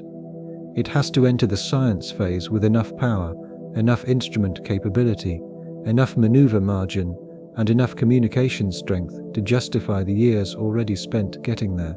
Better propulsion can serve that later life of the mission, even if the calendar still feels severe. In other words, the gain may express itself less as a dramatic shortening of the journey and more as a healthier spacecraft arriving at the far end of it. That is a useful correction because it changes what success sounds like. A route can remain long and still become much more worthwhile. If the spacecraft arrives with better margins, richer instruments, and more freedom to operate, the mission may produce far more knowledge than a baseline craft on a harsher budget.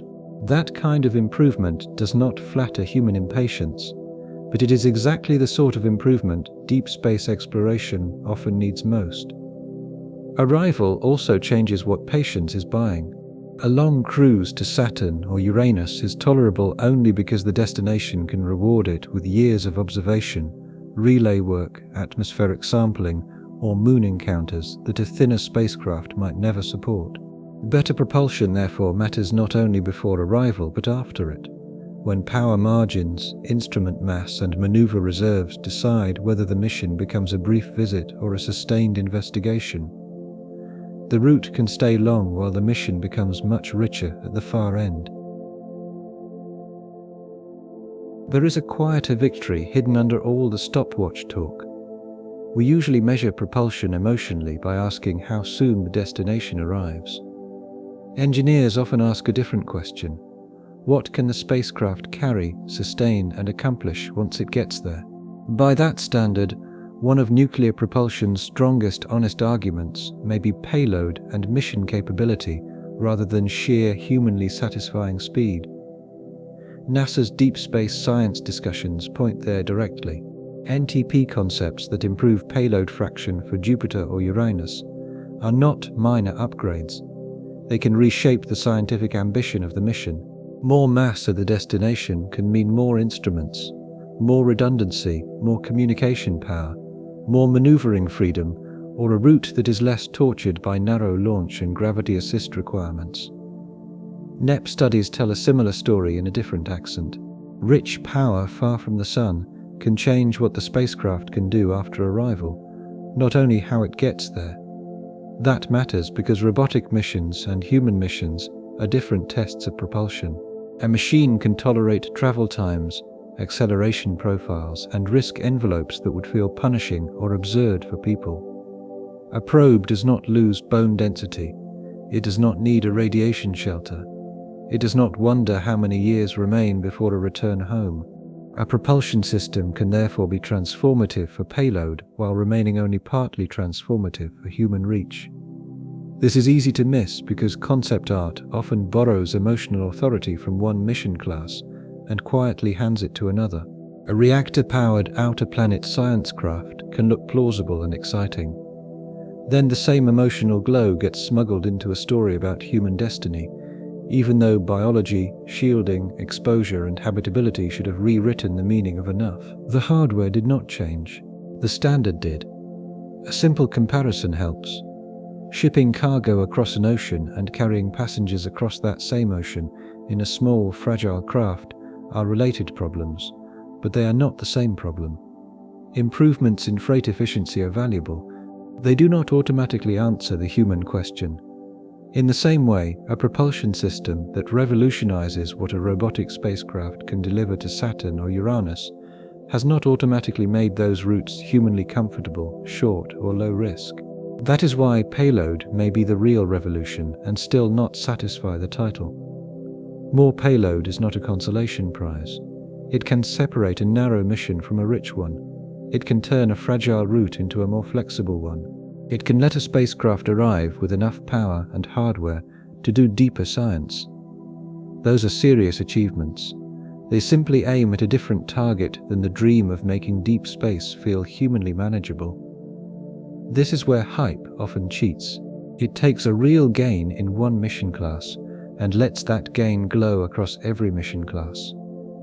Better cargo economics becomes implied crew speed. Better deep space power becomes implied habitat comfort. A strong robotic case becomes vague human destiny. The subject deserves cleaner handling than that. A mature account can therefore stay impressed and strict at the same time. It can say that payload, flexibility, and sustained power far from the Sun are major wins. It can also say that the same wins may still leave human missions long, shield-heavy, heat-limited, and psychologically immense. Those statements do not conflict. They are what honesty sounds like in a field full of reusable promises. Payload also changes what a mission dares to ask after arrival. More instruments can broaden the science. More power can support richer operations. Less dependence on exquisite gravity assist choreography can make the route more flexible before launch and more resilient after it. These are quiet gains, but they can redefine what a deep space program considers worth attempting. A spacecraft that arrives with more capability may contribute more to human knowledge than one that merely arrives a little sooner. That is why a sober account of payload is not a retreat from ambition. It is often ambition in its most durable form. We want deeper reach, better instruments, more capable machines, and more successful missions. Nuclear propulsion may genuinely help deliver those things. The title remains sharp because human longing wants something else in addition. It wants routes that feel less crushing for people. Payload is also where the mathematics of compromise becomes visible in a kinder light. Mass is usually introduced as the enemy. Every kilogram has to be launched, accelerated, guided, protected, and paid for. But delivered mass at the destination is also accumulated possibility. It can become a radar that sees deeper under an icy surface, a spectrometer that separates ambiguous chemistry, a larger antenna that keeps the data link alive longer, or reserve propellant that turns one brief encounter into a more patient campaign. When propulsion improves that downstream freedom, it is not decorating the mission. It is changing what questions the mission is allowed to ask. For human missions, the same logic becomes even more revealing. Extra mass delivered usefully can mean water reserves, spare parts, better shielding, more robust life support, or simply more margin when something routine goes wrong far from help. Those are not glamorous meanings of payload, but they are intimate ones. They tell us that capability is not only about what the spacecraft studies, it is also about how much fragility the mission can afford to carry without immediately failing. Nuclear propulsion can help with that, and still leave the trip long enough that no honest person would mistake margin for ease. Payload is also where mission design becomes more creative than public conversation usually allows. More delivered mass can buy redundancy, which means a spacecraft can fail more gracefully. It can buy larger communication systems, which means more data and more patience at long distance. It can buy better thermal margins, more maneuvering propellant for local operations, or simply more scientific courage, because the mission no longer has to behave like a minimalist survival exercise. None of those outcomes fit neatly into a dramatic travel time headline, but each one can matter more to the mission than shaving a modest fraction off the cruise. For outer planet science especially, that difference is enormous. A richer spacecraft arriving years from launch may still be a much better mission than a lighter craft arriving somewhat sooner. Nuclear propulsion can therefore change not only what we send, but what sort of questions we dare to ask when we send it. If the spacecraft arrives with more instruments, more power, and more operational margin, the destination becomes scientifically larger, even if it does not become geographically close. That is why the shortcut from robotic success to human destiny needs to be resisted so carefully. A probe can turn long duration into ordinary mission discipline. A crew cannot. People import food, water, sleep, emotion, muscle, bone, fear, repair work, and return plans into every timeline. The same propulsion improvement can be liberating for cargo and still punishing for a habitat. The mission class changes the meaning of the gain more than the concept art admits. Once you hear the topic that way, the hype trick becomes almost embarrassingly visible. A dramatic reactor-powered science craft gets discussed honestly for a moment. Then the glow from that honesty is quietly handed to crude Mars, or even crude outer planet ambition, as though the biological bill were a detail to be settled later. It is not a later detail. It is the main difference between impressive hardware and humanly sufficient travel. Payload matters because capability compounds. A spacecraft that reaches the destination with extra mass in the right places can observe longer, communicate more richly, fail more gracefully, and hold more scientific ambition in reserve. Those gains are hard to compress into one glamorous travel time headline, but in mission terms they may matter more than shaving a modest fraction off the cruise. There is a quiet dignity in that kind of improvement. The vehicle arrives less starved, less compromised, less stripped down by the propellant bargain.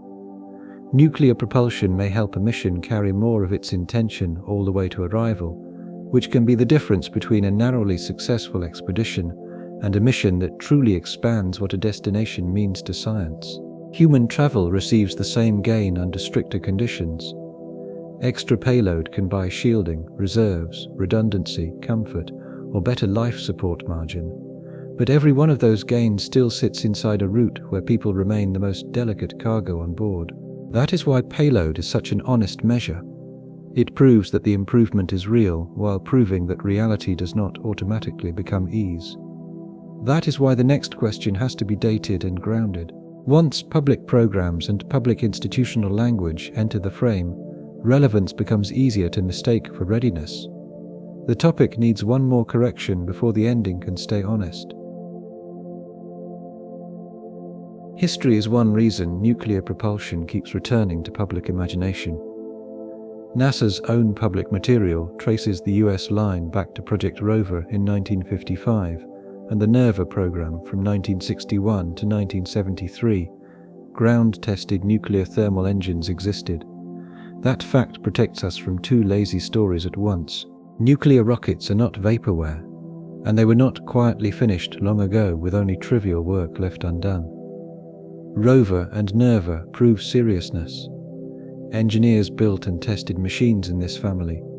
The concept belongs inside the history of real propulsion work. But a serious test program is not the same thing as an operational crewed deep space architecture. Saying the concept is real and saying the mission class is ready are very different statements, and respect for the history should make that distinction sharper, not softer. That is why modern public programs matter. They show that institutions still think the subject is worth touching.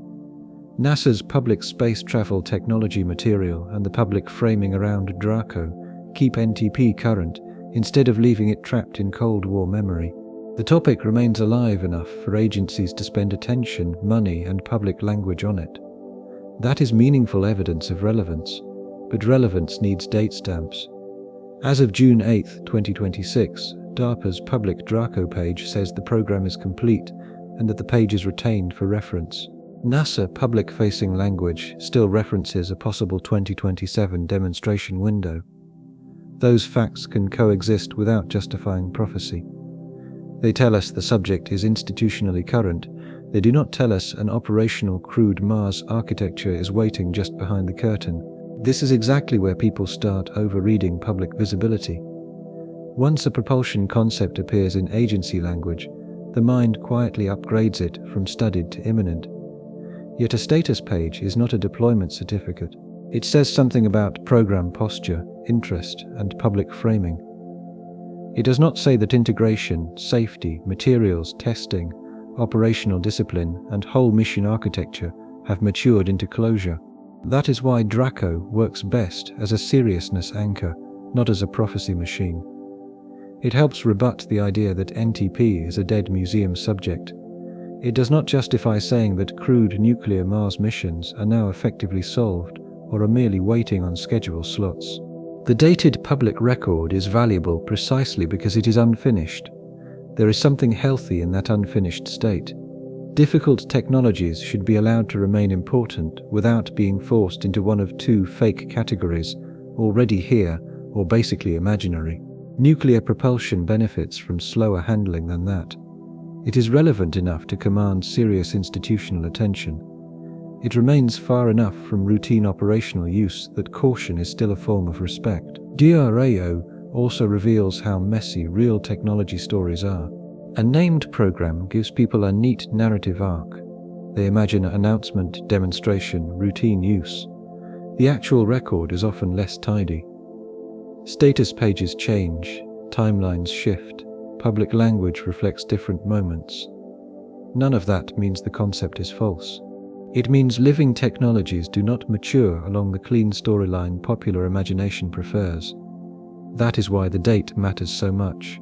If the DARPA page now says complete, while NASA public language still references a possible 2027 demonstration window, the honest response is not to choose whichever phrasing sounds more exciting. The honest response is to state the dated record and stop there. The broader point does not depend on prediction. Nuclear propulsion is current enough to matter. It is not current enough to end the argument. Rover and NERVA sharpen the same lesson from the other direction. Their history proves there is real engineering lineage here. But lineage is not closure. Past ground-tested engines do not mean an operational crew-rated Mars architecture is quietly finished and waiting only for permission. They mean the subject is too serious to dismiss and too unfinished to oversell. This restraint protects the story from two opposite failures. Without it, the subject turns into boosterism. With too much skepticism, it turns into obituary. The stronger answer is narrower. Nuclear propulsion is a live field with real lineage, real public programs, and real technical promise. It is also a field whose public relevance should not be mistaken for operational readiness. Public language is especially dangerous because it sounds official even when it is only provisional. A NASA page mentioning advanced propulsion, a DARPA program title, an archival status note, and a dated demonstration target can all be individually true while still failing to add up to the public conclusion people want. The mind hears agencies speaking and begins writing the ending for them. That is how relevance turns into assumed inevitability. But a concept can be institutionally endorsed as important long before it is operationally ready to carry the weight of national strategy, let alone human lives. There is also a cultural habit hiding here. We treat advanced technology as though its public visibility should arrive only a few steps before routine use. That is often false in hard fields. Serious aerospace work can spend long periods in the space between proof of principle and trusted deployment. Nuclear propulsion is almost designed to live in that interval because the engineering is entangled with safety, materials, testing difficulty, and unusually unforgiving mission consequences. Public attention is not the final maturity stage. Sometimes it is only a sign that the difficult middle has become visible. So DRACO is most useful when it is handled modestly. It tells us institutions are willing to put the subject back on the table in a contemporary form. It tells us NTP is not merely a piece of historical nostalgia. It tells us the concept remains relevant enough to justify money, planning, and public explanation. What it does not tell us is that the reactor, vehicle, regulatory environment, crew safety posture, and full mission design have all converged into an answer that can be trusted at scale. Rover and Nerva help here because they force the same adult distinction from the opposite end of the timeline. Historical ground tests mean the field has already crossed the threshold from fantasy to engineering. They do not mean the remaining distance to operations is short. In fact, the very age of those programs reminds us how easily a propulsion concept can be technically respectable and still remain unfinished as a mission system for decades.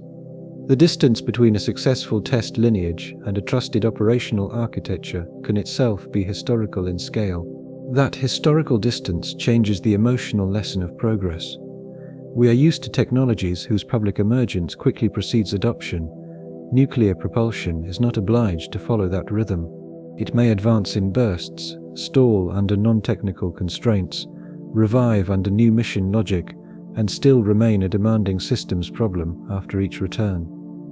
The subject can therefore be alive without being close, and respected without being routine. That is the exact mental posture worth preserving. Another way to say it is that programs prove attention, not arrival. A named effort tells you the topic is real enough to deserve institutions, budgets, and public explanation. It does not tell you the spacecraft is waiting assembled behind the webpage. Once the field is treated that way, disappointment becomes less theatrical and more accurate. We stop asking why the revolution has not already happened and start asking which parts of the mission are still too hard, too heavy, too hot, or too immature to let the concept close the distance by itself. That distinction matters because public timelines are emotionally sticky. Once a date appears beside a propulsion program, people tend to hear it as a countdown to routine use instead of as one milestone in a much longer argument. A demonstration target, a status page update, or a revived agency interest can all be meaningful without implying that the field has crossed its hardest boundary. Propulsion history is full of concepts that were too serious to dismiss and too incomplete to trust at scale. Nuclear propulsion belongs in that demanding middle ground more often than public language admits. Seen that way, DRACO is valuable precisely because it keeps the topic out of nostalgia without pretending to settle it. It says contemporary institutions still believe the subject is worth concrete work, contemporary money, and public explanation. That is stronger than romance and weaker than closure, which is exactly what makes it useful evidence. The program proves that the field is alive enough to test, not that deep space transportation has already found its finished form. And once that disciplined view is in place, one final temptation waits at the edge of the frame. If NTP and NEP both remain bounded, perhaps the answer lies in a far more extreme nuclear concept. There is one famous case that fills that role in public imagination.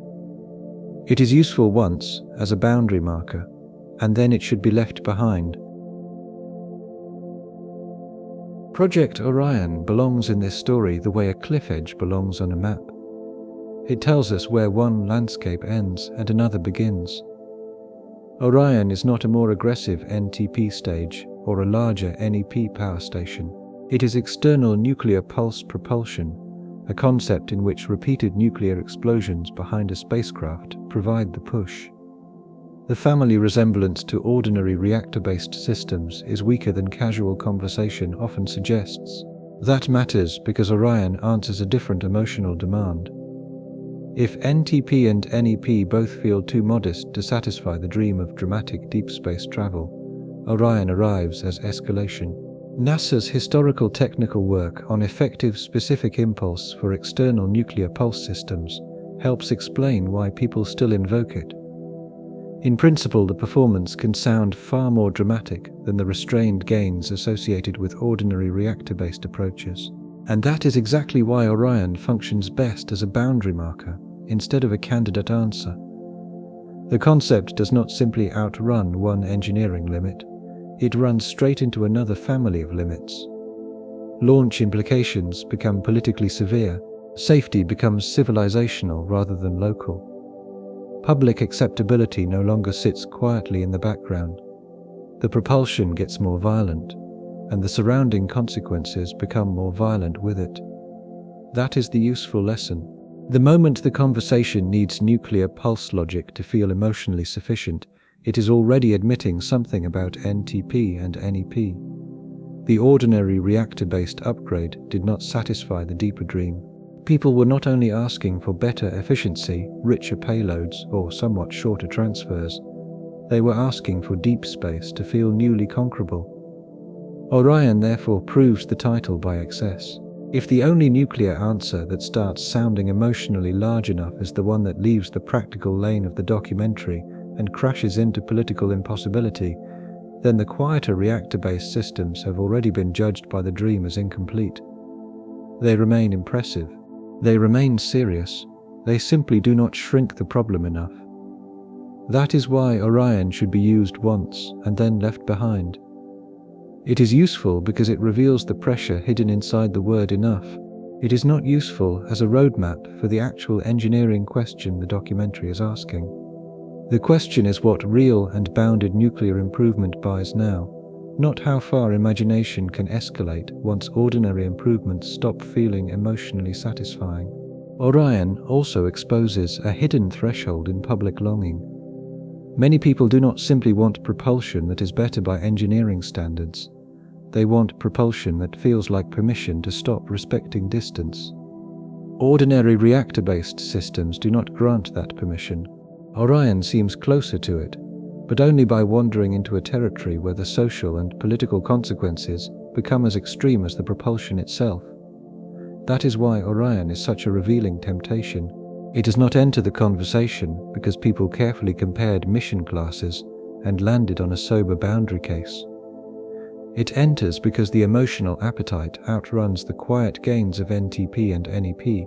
Once the public realizes that doubling specific impulse, improving payload fraction, or carrying megawatt-class electric power still leaves many routes long and heavy, it starts searching for something more theatrical. Orion is what appears when propulsion stops being asked to improve the mission and starts being asked to overpower the feeling of distance itself.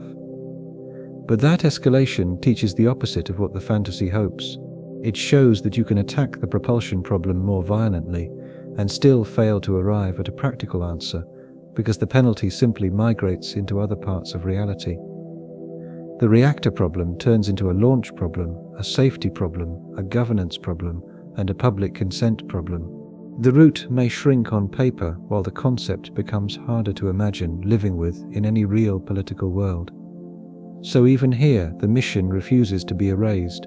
It merely changes the place where the price is paid. That is why Orion belongs only as a short, clarifying flash. It proves that the question hidden inside enough is not, can nuclear propulsion be better? We already know the answer to that is yes. The hidden question is whether any bounded, plausible improvement makes deep space feel conquerable on human terms. Once the story has to reach for nuclear pulse logic to satisfy that desire, the answer has already started becoming no. That is why Orion must never become the secret star of the story. If it takes over, the film stops being about the honest limits of plausible nuclear propulsion and becomes a spectacle about forbidden excess. Useful once, then gone. That is the right amount of Orion. There is a deeper reason to move past it quickly. Orion can tempt the whole conversation into the wrong question. Instead of asking what today's serious nuclear architectures improve and what burdens remain after that improvement, the conversation starts asking how dramatic propulsion would have to become before deep space finally feels emotionally conquered. That is an almost mythic question, not a mission accounting question. It chases a feeling of adequacy rather than an engineering description of real systems.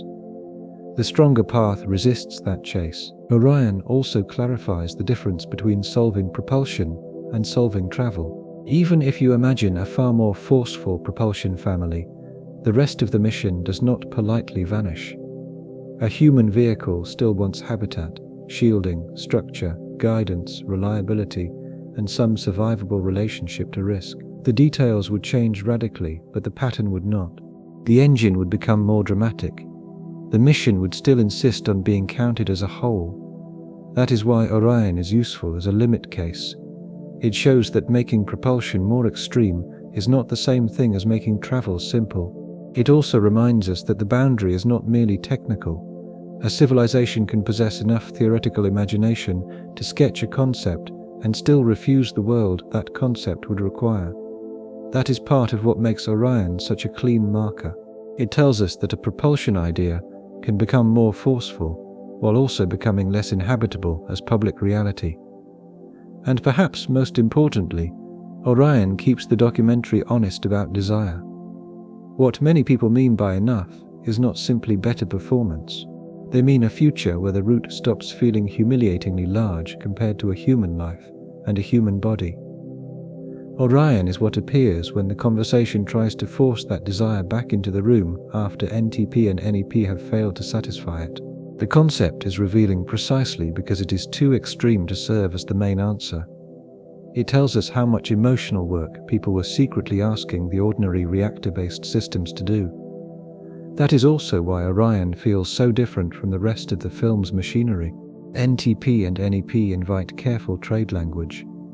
They ask how much propellant is saved, how much thrust is preserved, how much heat is rejected, how much mass is added elsewhere, how much duration is bought or lost. Orion breaks that rhythm.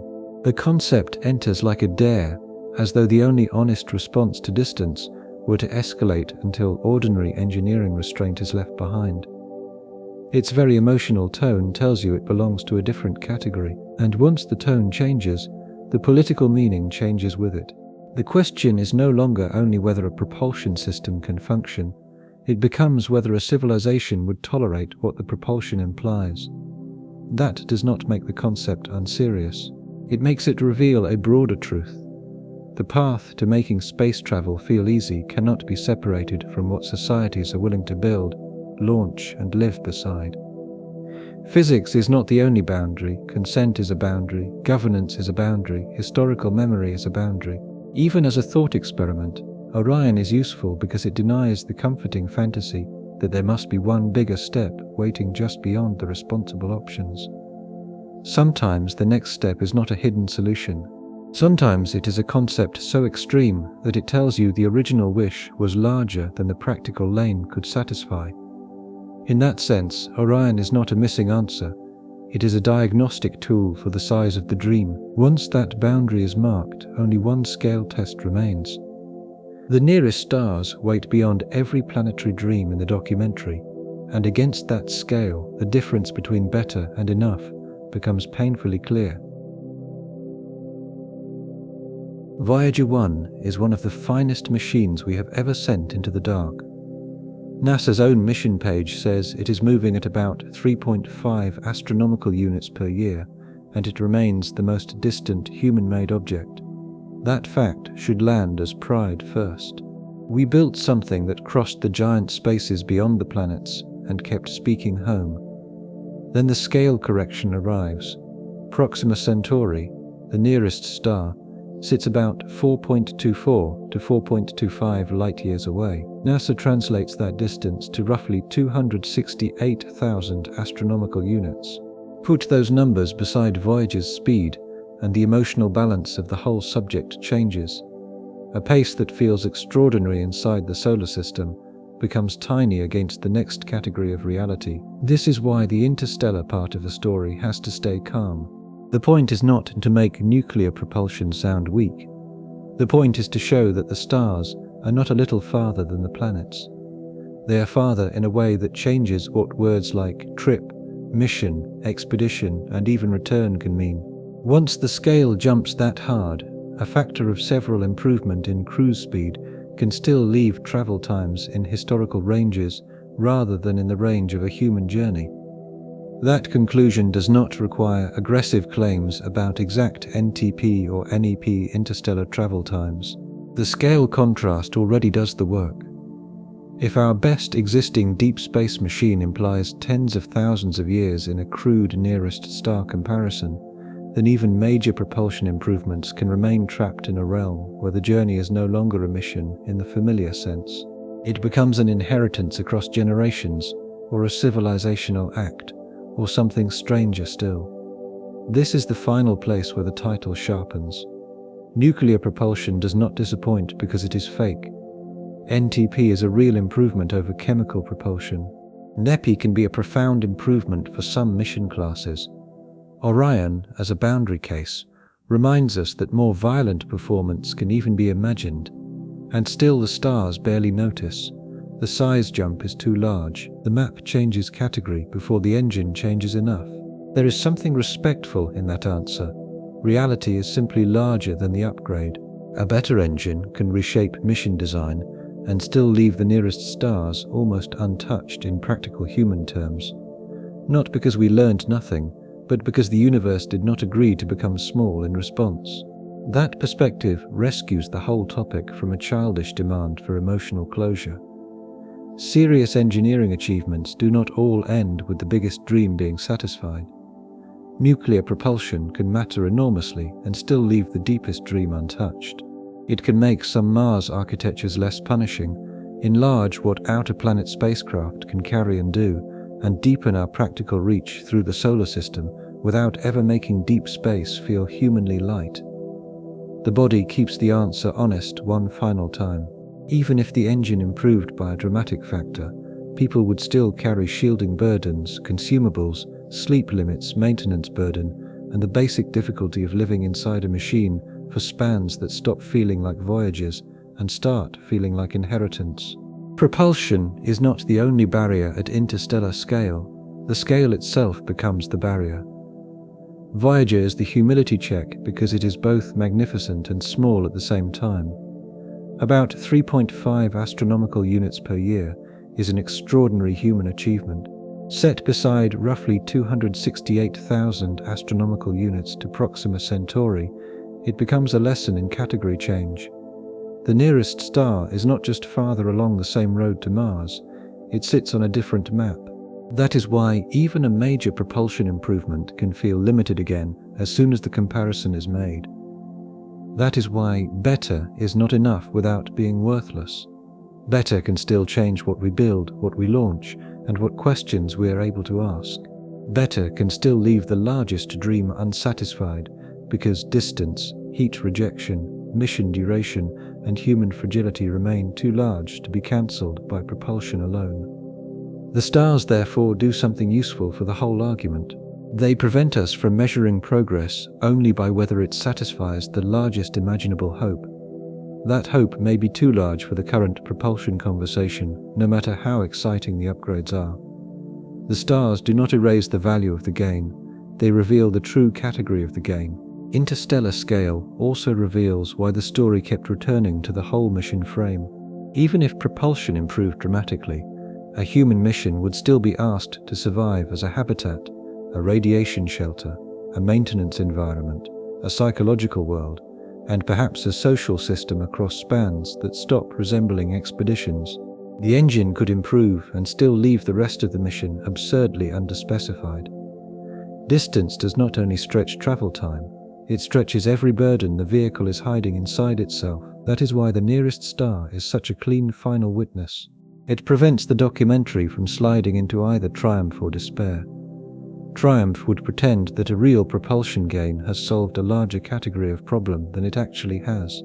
Despair would pretend that because the stars remain out of reach on ordinary human terms, the gain was meaningless.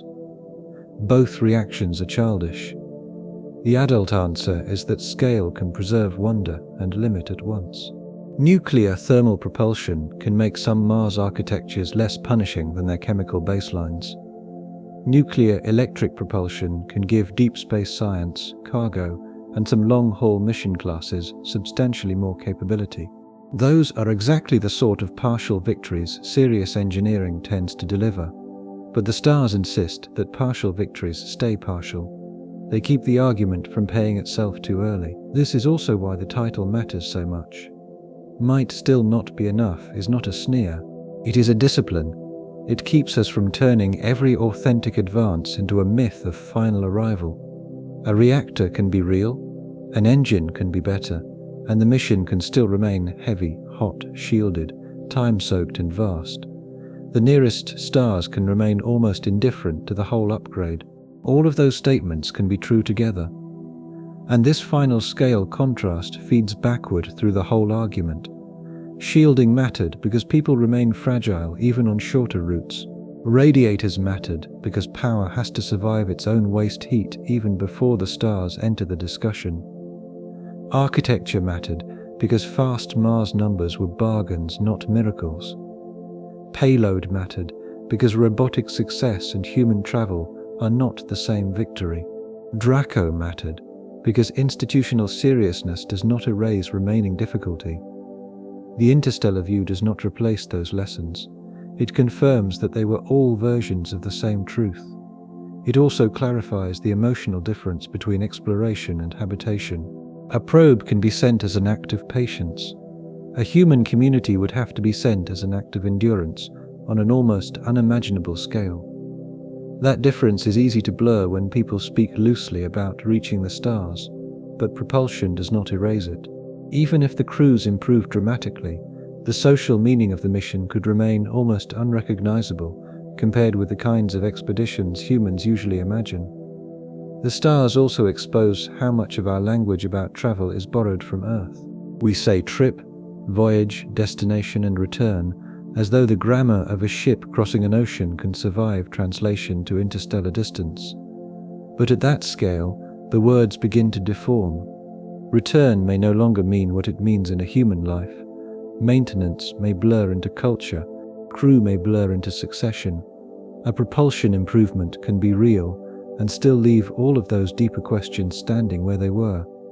That is why the nearest stars are such a strong final witness. They do not mock the engineering, they rescue it from being forced into the wrong story. They tell us to measure the achievement by the missions it can truly transform, rather than by the largest dream it cannot yet satisfy. That is not a lowering of ambition, it is ambition aimed at reality instead of at emotional completion. And once reality becomes the measure, nuclear propulsion looks stronger, not weaker. It becomes a serious path to less punishing Mars architectures, more capable deep space science missions, richer payload delivery, and better power options where sunlight fails. Those are large gains. They simply live inside a universe that keeps some of its scale, no matter how much better the engines become. At the beginning, the word nuclear sounded like an answer. By now, it should sound more precise. Nuclear thermal propulsion and nuclear electric propulsion are real improvements, but they do not offer the same bargain, and neither one erases the mission wrapped around the engine. NTP keeps the feel of a rocket. It can roughly double the propellant efficiency of top chemical systems while preserving high thrust, which is why it remains so attractive for crude Mars architectures. NEP reaches much higher efficiency, but buys it with low thrust, long operating life, large power systems, and heavy thermal hardware. One makes a rocket better, the other turns the spacecraft into a patient power station. Both matter. In the architectures where it fits, NTP makes Mars less punishing than a chemical baseline. NEP gives deep space science, cargo, and far sun mission design more payload options, more power, and more flexibility. Those are genuine gains, but the spacecraft keeps reclaiming part of the celebration. It still has to carry propellant, tanks, shielding, support systems, and sometimes enormous heat rejection hardware. Human crews remain fragile. Fast Mars numbers remain architecture-specific bargains, not universal promises. The outer planets still live on clocks measured in years. The nearest stars still sit so far away that dramatic propulsion gains barely disturb their category. That is the answer. Nuclear propulsion improves the engine. It does not erase the mission. So the real question is not whether nuclear rockets are better than chemical rockets. In many cases, they are. The sharper question is whether better becomes enough to make deep space feel routine, humanly small, or finally solved. For Mars, no. For the outer planets, less so. For the stars, hardly at all. That is not an insult to progress. It is a cleaner way of admiring it. A real improvement deserves a real scale check. Once that check is made, nuclear propulsion looks neither magical nor disappointing. It looks important. It changes what sort of missions we can honestly imagine. It changes how much payload, power, and flexibility can travel outward. It may change how punishing some human routes feel, but it does not persuade the solar system to become small. That is why the title matters. Better is not enough does not mean better is trivial. It means the remaining burdens are still enormous. Heat is still real. Shielding is still real. Duration is still real. Human fragility is still real. Distance is still real. The upgrade matters because those burdens remain large enough to resist it. The right emotional landing is not disappointment. It is calibration. Once the numbers are kept in view, nuclear propulsion begins to look less like a silver bullet and more like a serious widening of our options. That can mean faster crewed Mars studies under specific conditions. It can mean heavier science payloads to the outer planets. It can mean stronger power where sunlight weakens. It can mean missions that arrive with more life left in them. None of that is small. It is simply not the same as abolishing deep space scale. And perhaps that is why the subject remains so compelling. It asks for a more adult kind of hope. Not the hope that one jump will make the universe behave on human terms, but the hope that real gains, honestly measured, can still enlarge what human beings are able to attempt. The map may stay harsh, the missions can still become wiser, richer, and more capable inside it. Better is enough to change the kind of story we are able to tell, and that is honesty. We get to admire the engine without pretending it finished the story. Mars can still grow less severe, while Saturn, Uranus, Neptune, and the stars remain what they are. The gain remains real because the remaining scale remains real too. Space stays enormous even after the upgrade. We remain ingenious anyway. The dignity of the subject lives in holding both truths at once.